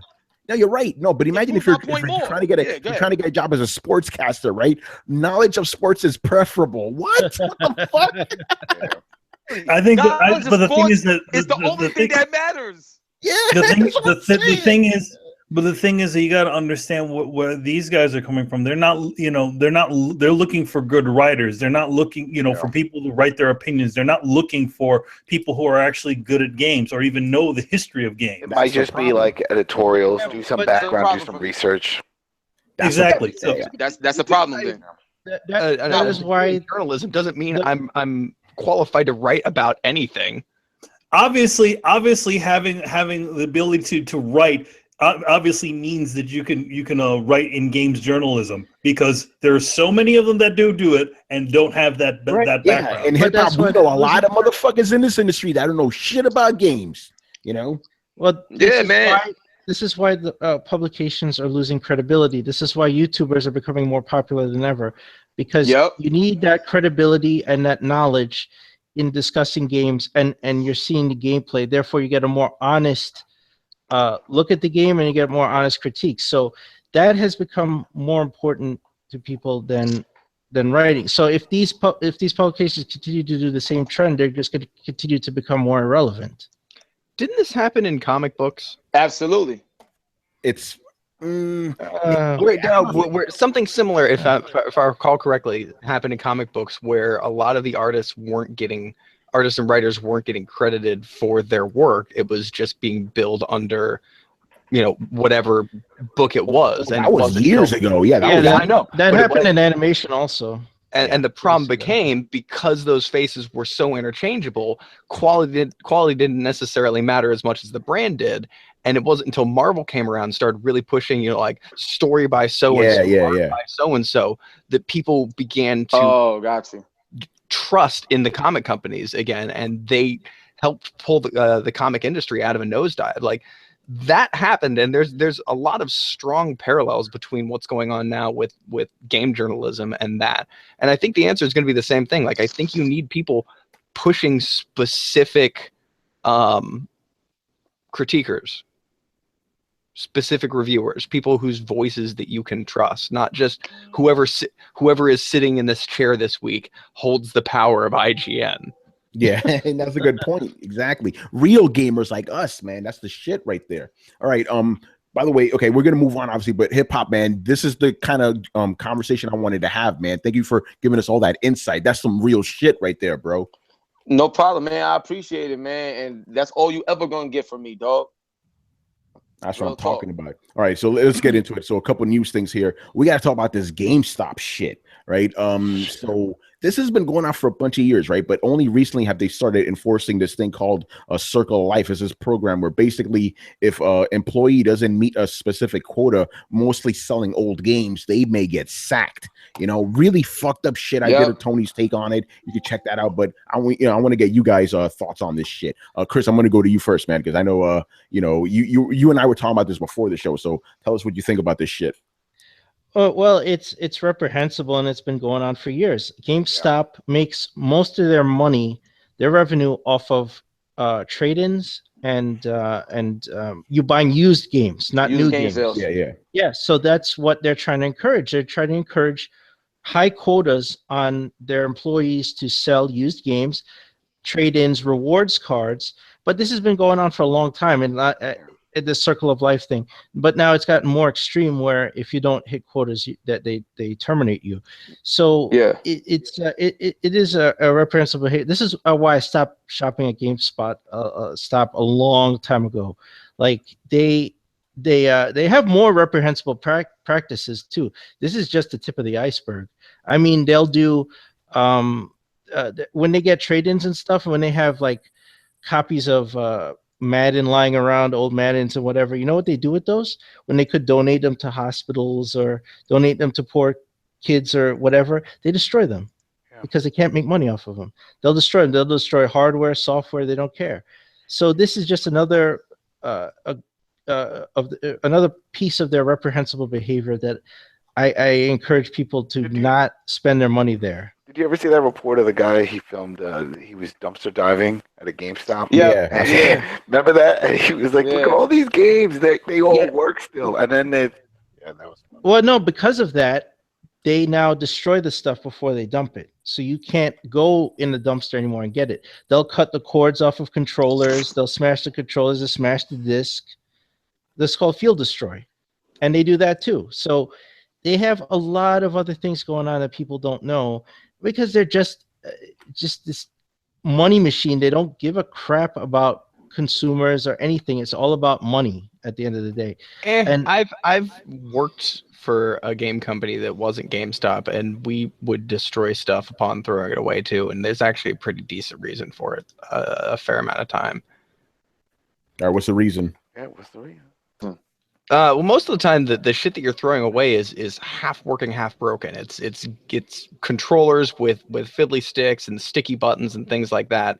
And the problem is that if you don't make a habit of destroying the things, that you attract not only dumpster divers, but people who make a living off of digging through the trash and digging through this kind of stuff so that they can sell to pawn shops and around. They're really just unsavory fucking people, and you will shoot people out of your dumpster 3-4 times a day otherwise. Okay, so for a small store, I can understand that, but for a large multinational corporation like GameStop, what they could do is repackage that stuff, create jobs so that they can get people to actually fix those controllers and whatever, because it's not hard. It's not hard to resolder a board or desolder it to fix those problems. And then they could donate them and get huge tax breaks. But instead, they choose the easy option of destroying it. So for a large corporation, they don't have an excuse. For a small store, I can understand that. But for a large corporation like them, they should do better. I would agree with that. The thing that strikes me I agree with that. I agree with that. This doesn't seem animosity as much as stupidity. They're not really hurting the customer as much as they're hurting their own company. Like, and not even in a roundabout way, but like they'll just be like, no, we don't have any copies of that game. Sorry, they'll just tell people not to come in and buy stuff because they don't want to throw their sales numbers off. Like, they have effectively put in a system so retarded that it's driving money out their own front doors by way of their own sales associates. Right. Well, I mean, that's what's going on there. Like, are you serious? Yeah, it's crazy, man. And I want in hip hop, I want your thoughts on this, right? Basically, you go to GameStop, right? A new game, brand new game, will cost $30. The used version of the same game, $54. No. I tweeted that out too. Yep. That is not technically true, Tony. They said that's what the report says, Brett. No, what the report says. Whoa. I gotta jump in. I've seen that before. Like, I seen that. Like, I've seen a game $29.99 new, used for $54.99. Oh yeah, absolutely. And I could tell you why that happens. I've seen that myself. I can tell you why that happens. It's usually when you have a game. Well, then there's.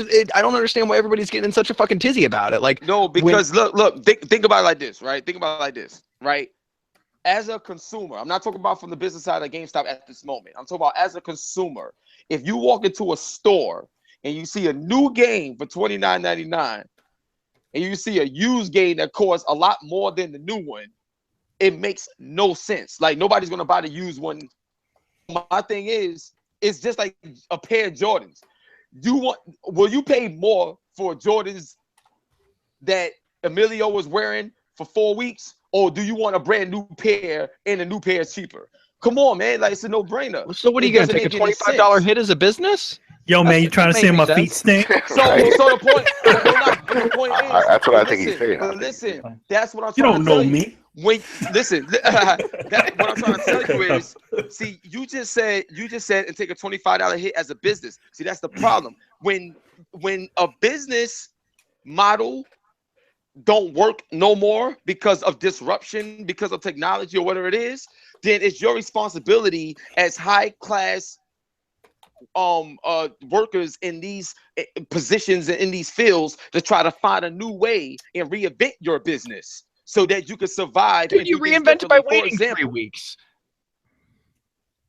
These kinds of things happen when a game would. I said you wait 3 weeks and the problem fixes itself. These problems happen when a game that you've paid as a main, or like you've paid for as a store, right, then gets put on sale. So you've bought back a game at $25 because somebody came in and sold it to you the day after it came out. You bought it back used for $25.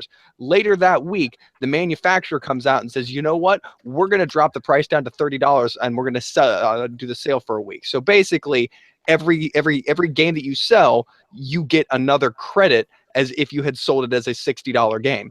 but that doesn't apply to the used game that you just bought. So you can drop the price of the new game because the manufacturer is going to cover the cost difference. But if you touch the price of that used game, it's going to fuck it up. But here's the thing, that manufacturer isn't dropping the price of that new game forever. That game's on sale. It'll be on sale for 3 weeks, and then the price jumps back up to $60, and your used copy is still valid. You just hold on to that non-expiring equity, and everything goes back to normal, and it's fine. The only problem is that it looks weird on the shelf for a week or two. And then you have the question of like, well, what do? Do you pull it off the shelf? Do you hide the fact from people that you have a used copy because new copies are $30, and then people get your panties in a twist because they're forcing you to buy new games?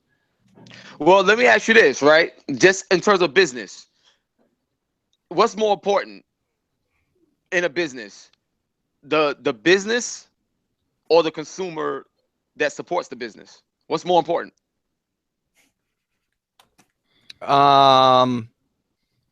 I'm not sure I follow the question. Well, Go ahead, Chris. It's a rhetorical question because your consumers are where you get revenue from. So if you screw over your consumers, you screw over yourself. Well, how are you screwing over a consumer, though, by offering them a new game at half the price of a used game? Like, you're still giving them both options in this case. Because a simple question. What's more important, the business or the consumer? I'd say the consumer comes out like, if I walk into a business and they're like, I have a used game for $55, or here's a new version for $30. I'm like, okay, I'll take the new version. I don't feel like I just got fucked over. You're not answering the question, man. What's more important, the consumer? The business. Business is more important. Some consumers are fuckheads. Okay, listen. You can't please all your consumers. You can't please all your customers. Keeping control of your business is the most important thing. Okay, so now here's what I want to tell you, right? Now, the reason why the consumers is more important than the business is because you can always change business because that's what you got control of. You don't have control over consumers. They're going to do whatever they want to do. So the thing is, if you alter your business, however you got to do it to make sure your customers are happy, your customers will always keep your business alive. Your business can't run without customers. So customers is always first and foremost more important. For example, I give you an customer example, is always right. If Well, you the look thing at is, the thing is that the biggest no. The customer is always right.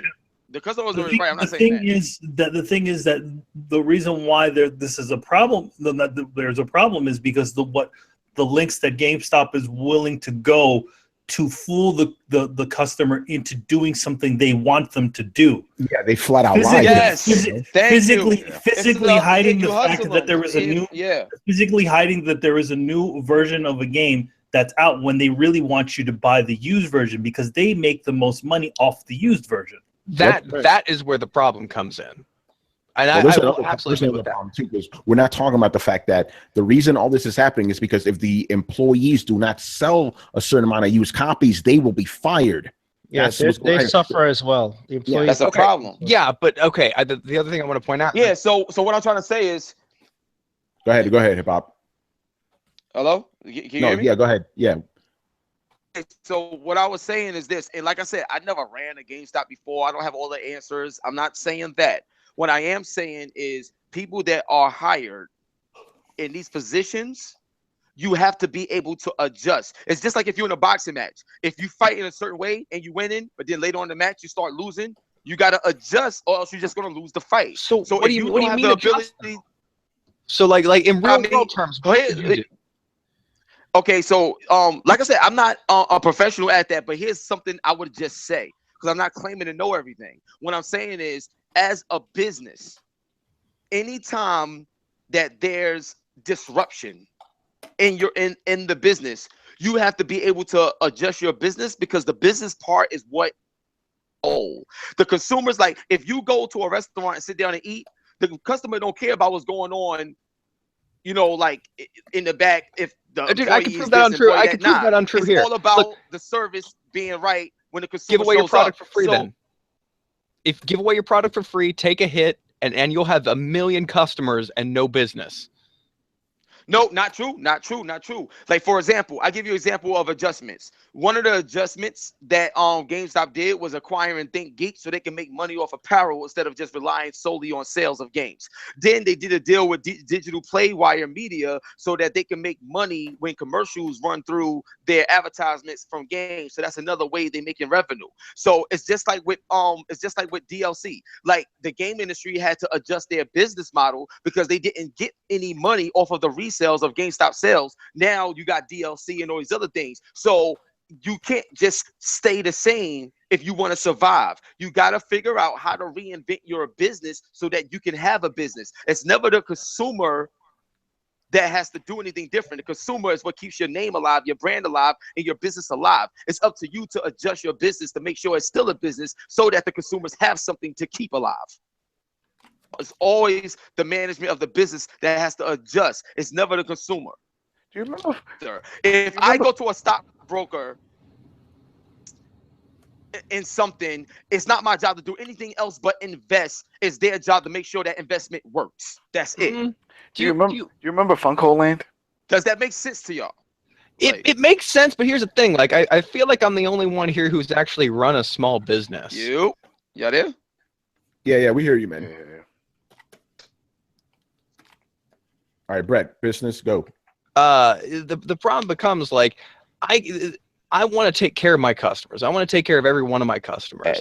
And most of the time, I will even take a small hit to take care of my customers once or twice.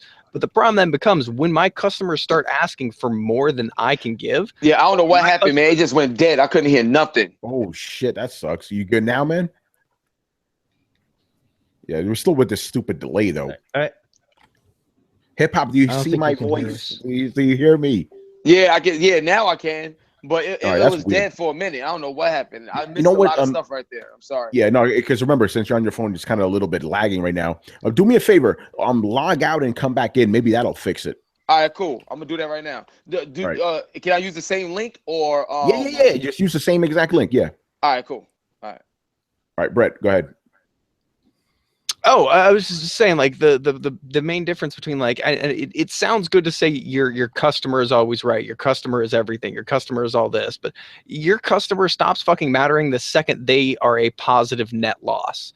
And that's the goddamn honest truth. The second you start losing money by doing something and you're not building yourself good graces, you're not building for the future. Every time I get a tattoo client who wants, a fucking thing this big for $80, you can give it to them once, you can give it to them twice. They're not going to come back and pay for a big fucking tattoo. They're going to expect that cheap discount. They're going to expect you to keep digging in your pocket every single time.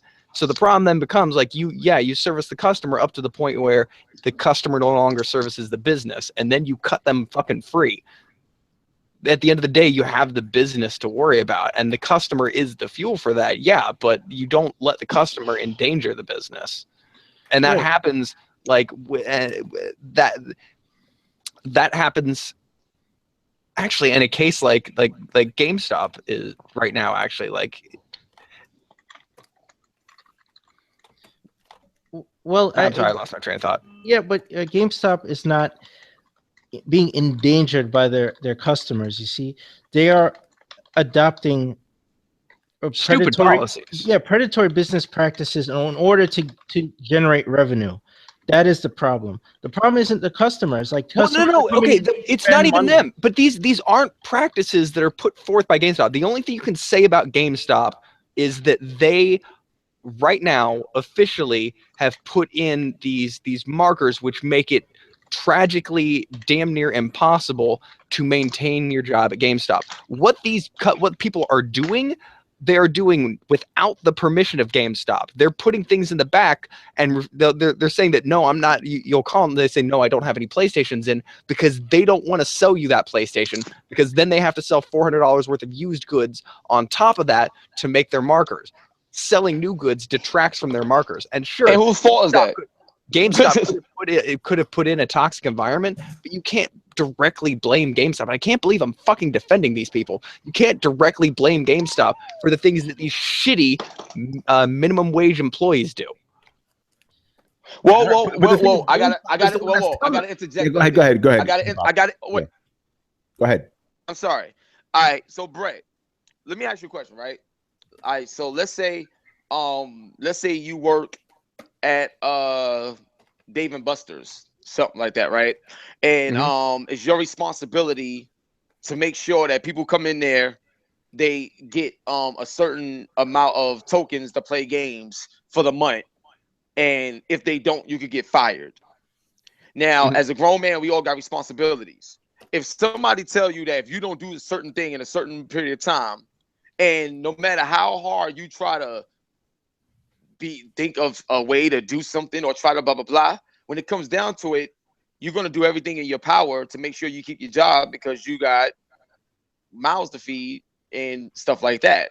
You got to live. So my thing is, I'm not going to sit up here and say and blame the customers, because a customer that's working at GameStop shouldn't be trained on how to implement a broken system and fix it on their own. They're there to sell games. You're hired to sell games. They don't even have a training. They don't even have a training staff or a training program to tell you how to do what they want you to do in those situations. So that right there is poor management.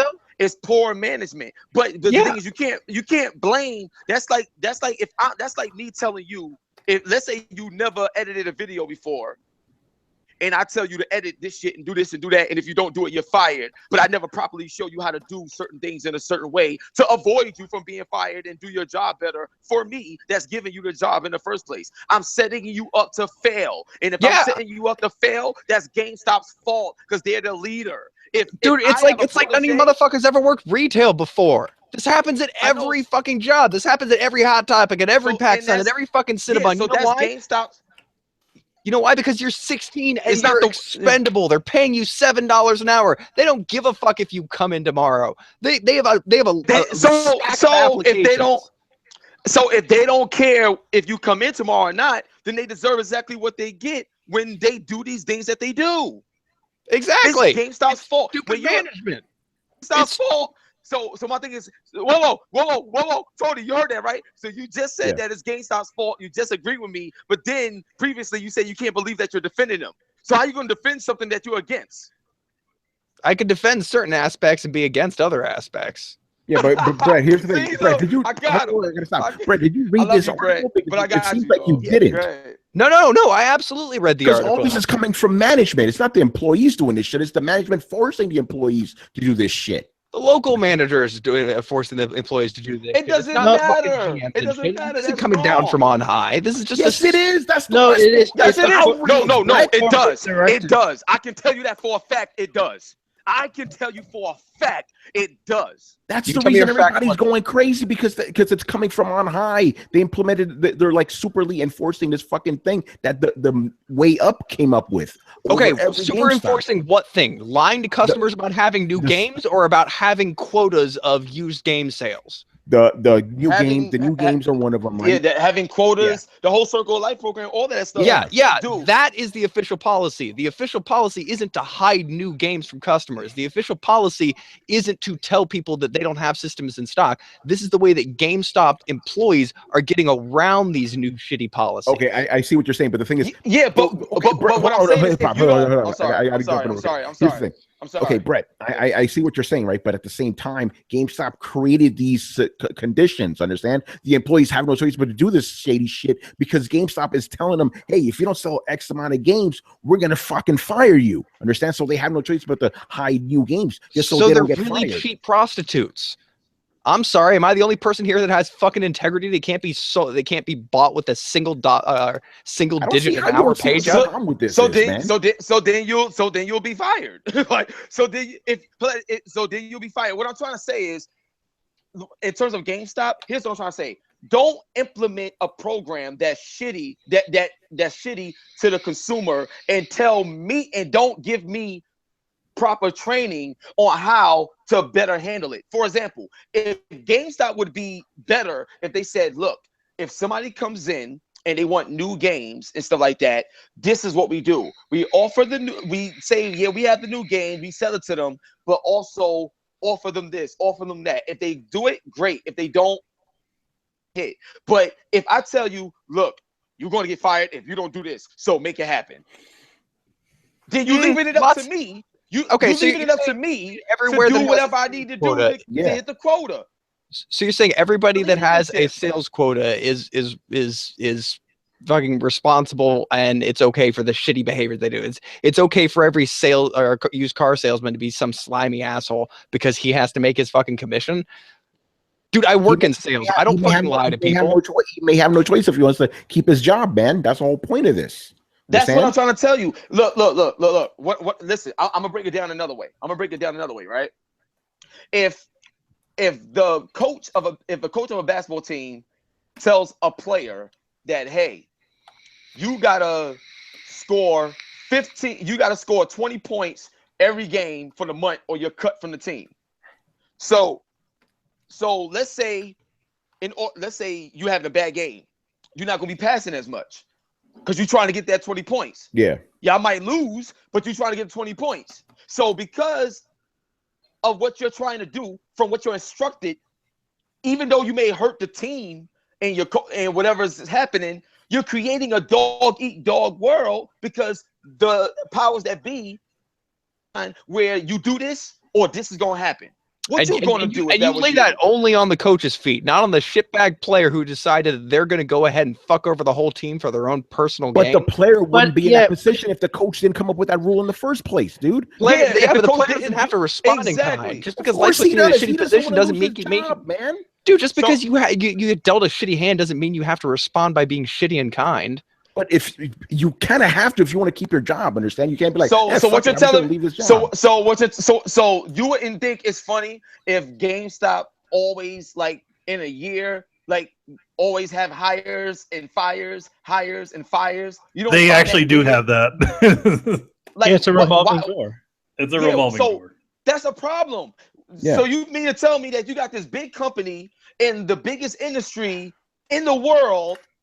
Okay, so why do you have a problem when GameStop does it, but McDonald's doesn't? Why do you have a problem when Wendy's doesn't fucking does it? When the Gap doesn't fucking do it? Talks about food. That's why I'm not a food journalist. We're video game podcast. Are they still owned by Barnes and Nobles? Doesn't Barnes and Nobles own everybody that sells video games does it? You think Walmart's any better, or Target's any better, or Best Buy's any better? Well, wait, Brett. Just because they all do it doesn't make it right. Everything else besides games. Yeah, they don't need to do. They don't have to rely on games. Yeah, but what are you talking about? Like, that's a whole nother piece. The whole corporate, I love you, but the whole corporate culture is bereft of empathy. And what we're saying is, like, we're specifically talking about GameStop, but because other businesses do it, doesn't make it right. Yeah, exactly. So you say that it does. The culture, but the culture is shocked that we're all shocked. No, it's a reprehensible behavior. What we wanted to do is for them to do better, and we don't want. You can't sit here and bash the guy lowest on the totem pole because down the chain he is told to implement these practices. Yeah, he's the face of a bigger problem, but because he's the face, he's the one getting blasted, and it ain't right. You know what I'm saying? Like, it's not right at all. I agree with you, man. It's fucked up, you know. But so that's my take on it. Yeah, no, I'm glad we had this discussion, you know. But that was good. Yeah, definitely. All right. Last thing here. It seems like Phil Spencer knows about these shitty practices going on at GameStop because now he's telling people not to pre-order the Scorpio. See how I tied it all in together? So yeah, Phil Spencer was asked on Twitter, like, hey, when can I pre-order Scorpio? He's like, don't pre-order Scorpio right now. You wait. It's better to hold off, you know, and wait until you actually see it, right? Some people took it as like, hey, that's great. You know, that's very pro-consumer. He wants to see the product, then we pre-order, right? I took it a different way. I'm like, wait, why wouldn't you want me to pre-order your shit? What's going on here? Like, why wouldn't you be hyped up for your own shit? And then, you know, you couple with all the shit that was going on where Xbox is kind of like downplaying the power of the Scorpio and all that. It paints a very weird picture. Maybe I'm reading it wrong, but that's how I saw it. I'm like, why wouldn't you, like, if I was Phil Spencer, like, yeah, pre-order that shit right the fuck now, you know? But he didn't. But I don't know. But Hip Hop, what's your take on that, man? Well, my take on that is, I feel like they are just extremely confident that when they see the shit, they're going to pre-order it by themselves. So it's not like, for example, if you look at that LeBron James commercial with the Sprite, like, he'd be like, I'm not gonna tell you you want a Sprite. I'm not gonna tell you this, but do you want a Sprite? Like, you know what I'm saying? They changed it up. So basically what they're trying to do with their message is they want gamers to want Xbox Scorpio. They don't want to feel like they trying to sell it to you. They basically saying, look, we making some hot shit. Take a look at it. If you like it, buy it. If you don't, you don't. Like I think that they taking that approach. So I think they're giving I think they're allowing their message to be dictated by the gamers instead of dictated by them. And I think it's the best move that they can do in this particular situation, because now you're gonna see or hopefully see the power of the Xbox brand of fan come into play, so that now fingers can't be pointed, blame can't happen. You know, it's truly in the gamer's hand. But I will say this: if everything about the Scorpio doesn't live up to that trailer that they showed at E3 last year in terms of no compromises, everything is this 4K. If there's not just let us it be who did one game. Yeah. If it's not, wait, say it again. Say it again. Carlos, go ahead, man. Say that again. What? It's not just us that said that about no compromises. Like even hip hop can attest that they said no compromises on that video. Yeah. Oh, by the way, they said hip hop. But I'm going to stop real quick. The reason Carlos is saying that is because there's some certain fans that say that we're making that shit up. That Throwdown is lying and saying that Microsoft said uncompromised. Hip hop just proved it. They fucking said it. Tell them that I said that they could kiss the left part of my ass, and then if they got a problem with that part, they can kiss the other part too. Like, so, like, look, real talk. Come on, man. Keep it real, like, son. Keep it real.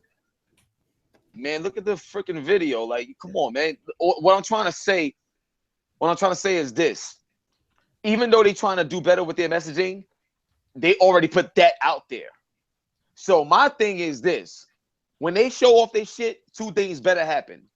They better be able to live up to what they said initially with the no compromise, 4K 60, blah, blah, blah. This is the ultimate machine. Because here's the thing: when you say no compromise for the machine, that means that everything that's on it should not be compromised. That's a big ass claim. So if even if it's one game that's compromised or something like that, that's it. Like your message is fucked up. That's the first thing. Second thing, whatever you show, because you do not get a second chance at a first impression, whatever you show, if it don't significantly destroy or blow out PlayStation 4 Pro in terms of what PlayStation 4 Pro has shown, and PlayStation 4 Pro is cheaper, it's a wrap. I'm gonna tell you why. Seeing Death Stranding, and that's exclusive. After seeing Days Gone, after seeing Spider-Man, and after seeing God of War, just those 4 games, Detroit Become Human, after seeing those 5 games alone, those 5 games alone, that shit don't like significantly blow that shit out. And you got to think about it. When E3 come, those games gonna look a whole lot better. Like, so if Scorpio don't come with some shit that like significantly beat that,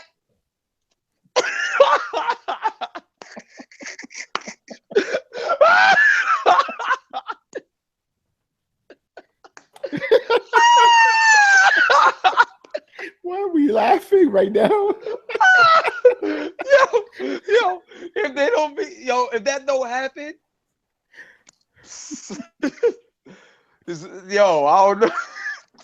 I don't know. I gotta talk. Yo, you're fucking killing me right now, dude. I gotta ask you this. Okay, what game can be on Scorpio that's gonna murder everything that Sony's coming out with this fall?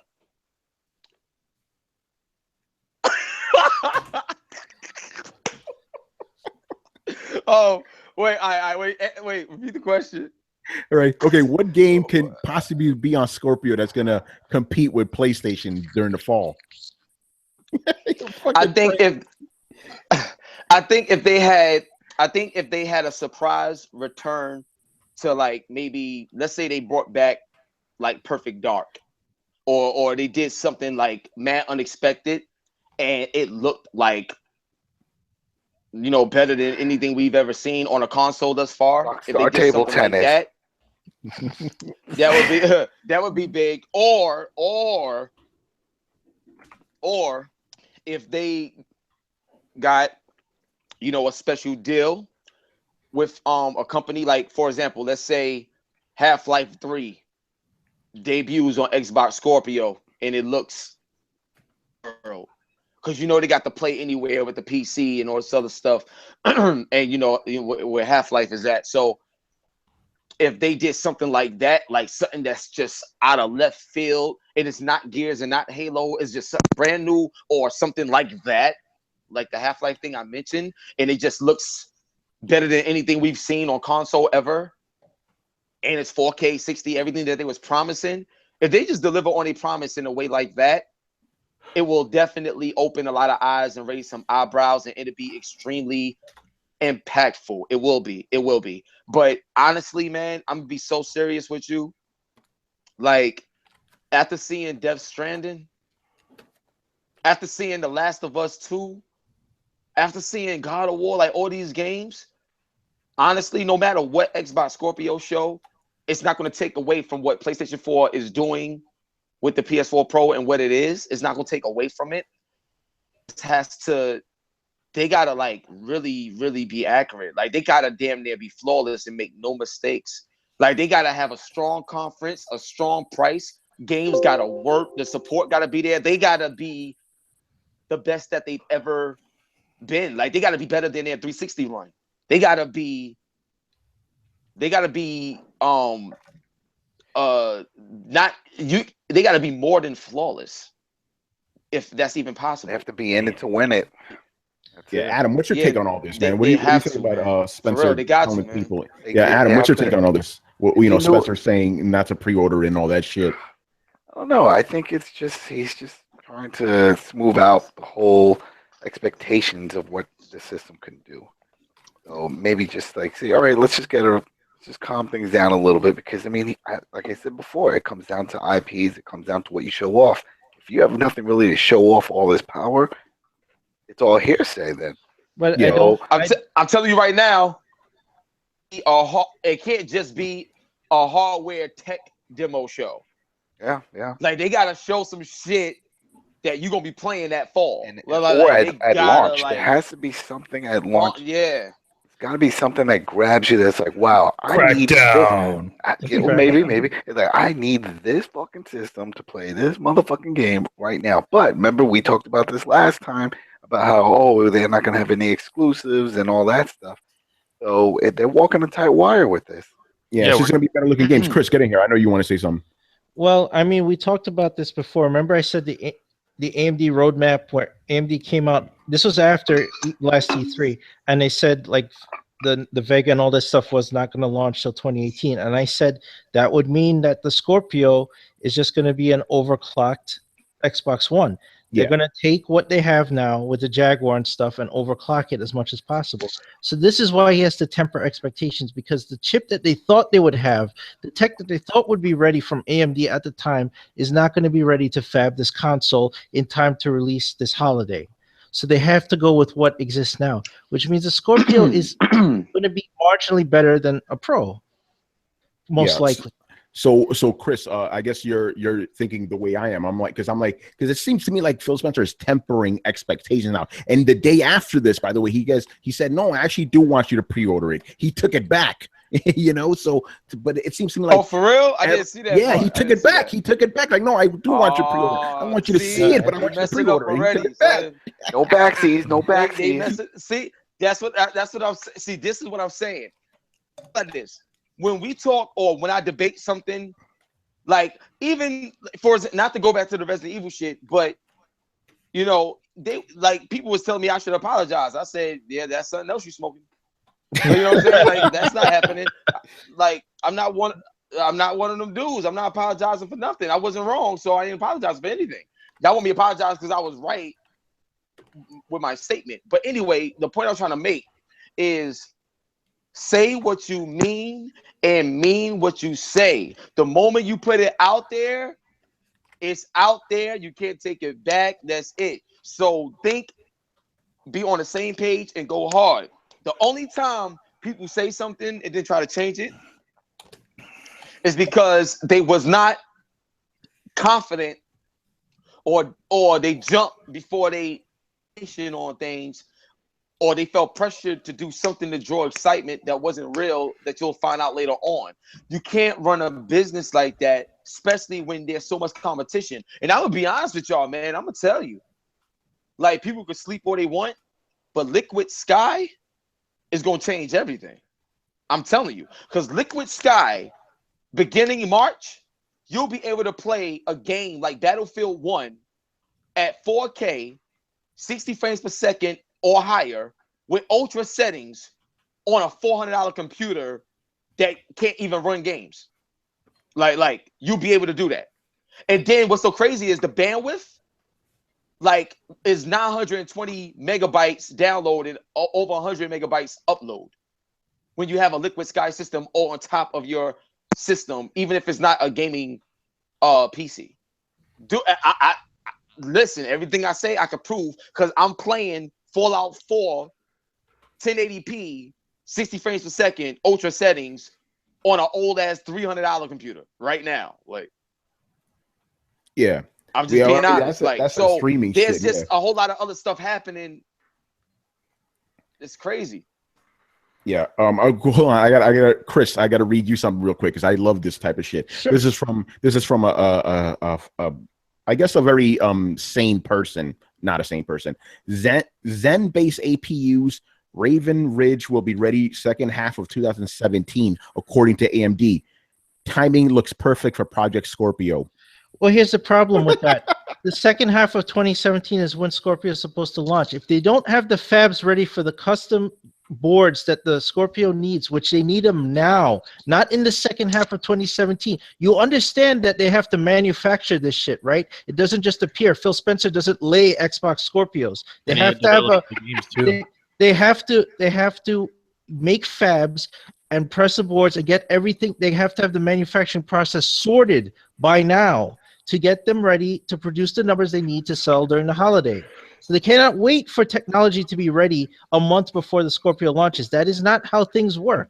And Chris, not only that, but you need those dev kits for the fucking developers to make games. Exactly. Yeah. They have to develop on something. So saying that is absolutely ridiculous. That the technology will be ready at the same time the console launches. What are they supposed to do? Jam it in a paper bag and give it to you? Like, yeah, and where the game's going to come from? Because games get made in a day, right? Yeah. So you know, so obviously that Sega Iron Man game was made in a day. At least a week and a half. Come on. Yeah, and they're installing the high access bandwidth feature, the 2, which is just something completely different from what already exists. So how the hell are like developers gonna know how to develop for that and how to best curate that?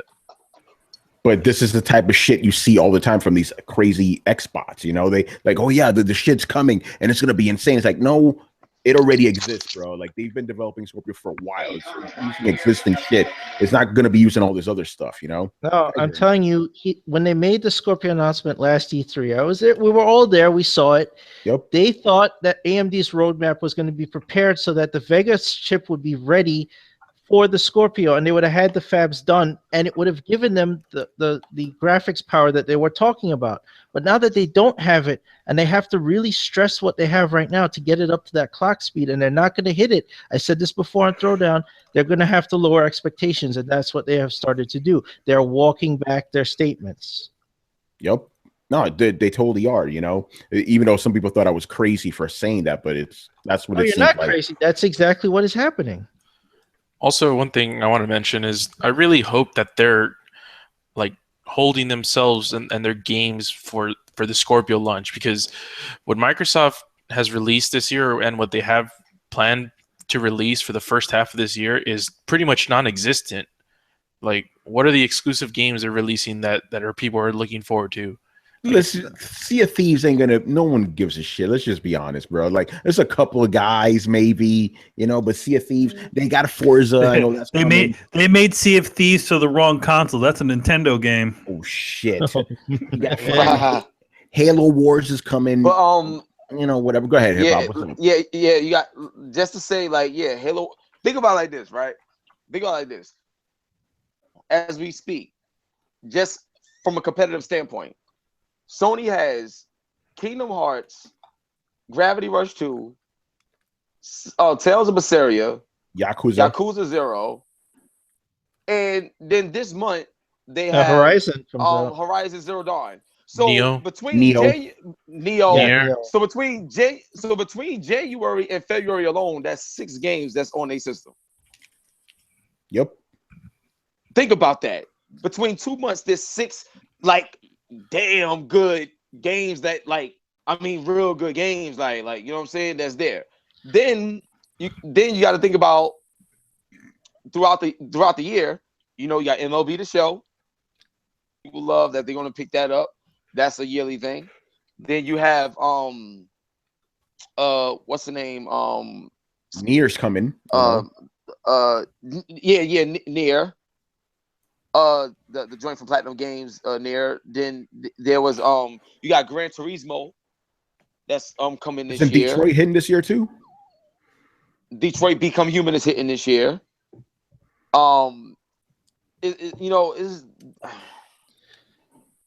And then what's so crazy is the new Crash, not the new Crash, but you know, the remastered Crash, but that's a fan favorite that people's looking forward to because they got 3 games in one that's remastered. It looks incredible.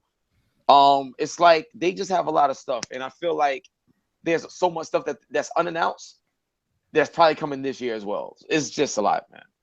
It's just a lot. No, but what you're stating is facts. You don't deal in facts. What you have to do is plug your ears and say PlayStation has no games, and that Xbox is the best box, and that makes it true. Yes, that's the age we live in now, man. Well, I mean, put it like this: when you have to tell yourself that, like, when you have to be unrealistic with yourself to feel good about, like, your opinion on something, you're already defeated. You just need something to keep you going on. Like, you know what I'm saying? Yeah. Like, come on, man. Like anybody that have a brain understand what's happening. I mean, goddamn, they had 57 million sold. Like, in 3 years, you sold 57 million. You outpacing PS2, and you came out a week, in a week's difference between your competitor. Like, man.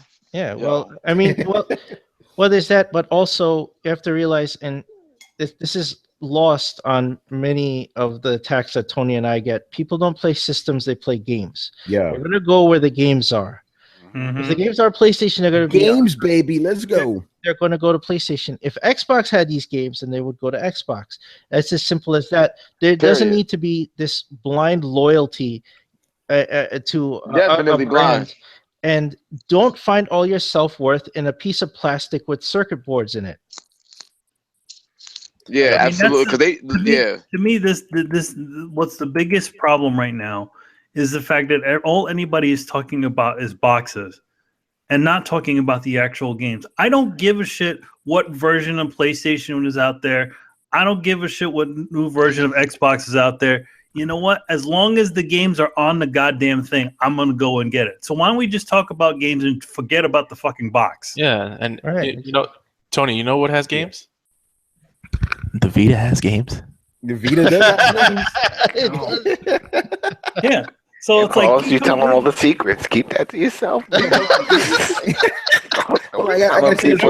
Everybody's all willing to raise their boxes in the air. I'm like, you know, when you look at the numbers of the exclusives that are being sold on the friggin' Xbox. It's like, guys, stop fucking with the box. Just go out there and buy the goddamn games. Yes, Microsoft needs to present those games. When you have more teraflops than exclusives, then you have a problem. Holy shit. Yo,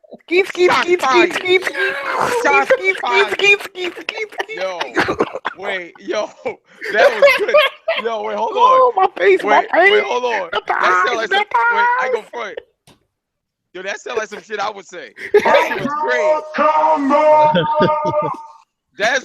was great. That was a fatality right there, son. He said when you got more teraflops than it's going on. that on a I t-shirt. love having hip hop on.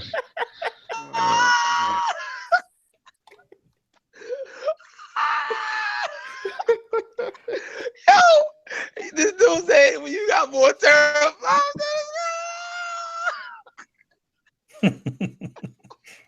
Oh God, I can't go on anymore, man. Chris, man, that was some real shit right there. Yo, he said you got more teraflops than exclusives. I quit. I can't. That's it. Yo, yo. Honestly, Torrance. Yo, Torrance, man, I'm not that fat, man. Yeah, my bad. I'm not that fat, bro. Listen, hold on. This isn't my podcast, but yo, ain't nothing else to say after that, so you should end this shit like that. So you said you got more teraflops than exclusives. All right.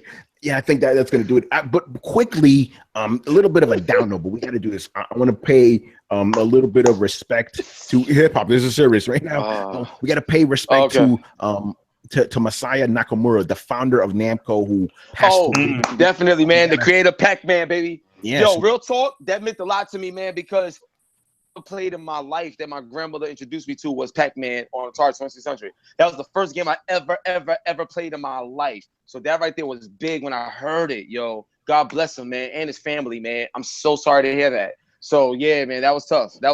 I was like, yo, like it just took me immediately to where my grandma. You know what I'm saying? It was just, yeah, man. Yeah, that's the kind of power Pac-Man rest in had, peace to him, man. Like if it wasn't for Pac-Man and all the other like great Namco games, you know, a lot of us wouldn't be gaming, you know. So we had to give this man some respect, you know. But anyway, absolutely. Hip-hop dude, thank you for joining us. This was a fucking funny ass show, man. This is awesome.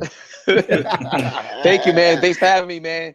Throwdown, baby. Oh damn. Okay, again, plug your shit, man. Thanks for having me, man. Yeah, definitely. So yeah, plug your shit again, bro. Oh yeah, you already know what it is, man. Instagram, Twitter, and YouTube. It's all HipHopGamer. So just make sure y'all go there, check it out. Subscribe, share, follow, and just enjoy the content that I'm doing. Make sure you visit hot97.com. Make sure you download the Where Hip Hop Lives app. We're doing a lot with that app. We got over 40 million fans on that joint. So look, please go out there and support it. Stay tuned. Also stay tuned for a special debut that I will be making in a video game soon. So stay tuned for that. Hot 97. One love and God bless. Wait. Hot 97 Kiss FM. Oh man. Oh man, that's funny. Yeah. All right, I'm out, yo. Y'all be good. All right, peace out, man. All right, take care. Peace. Later, man. So Peace, y'all. thank you. One love, y'all. All right, so peace out, man. You know, hip hop always has to dip out before you finish the fucking show.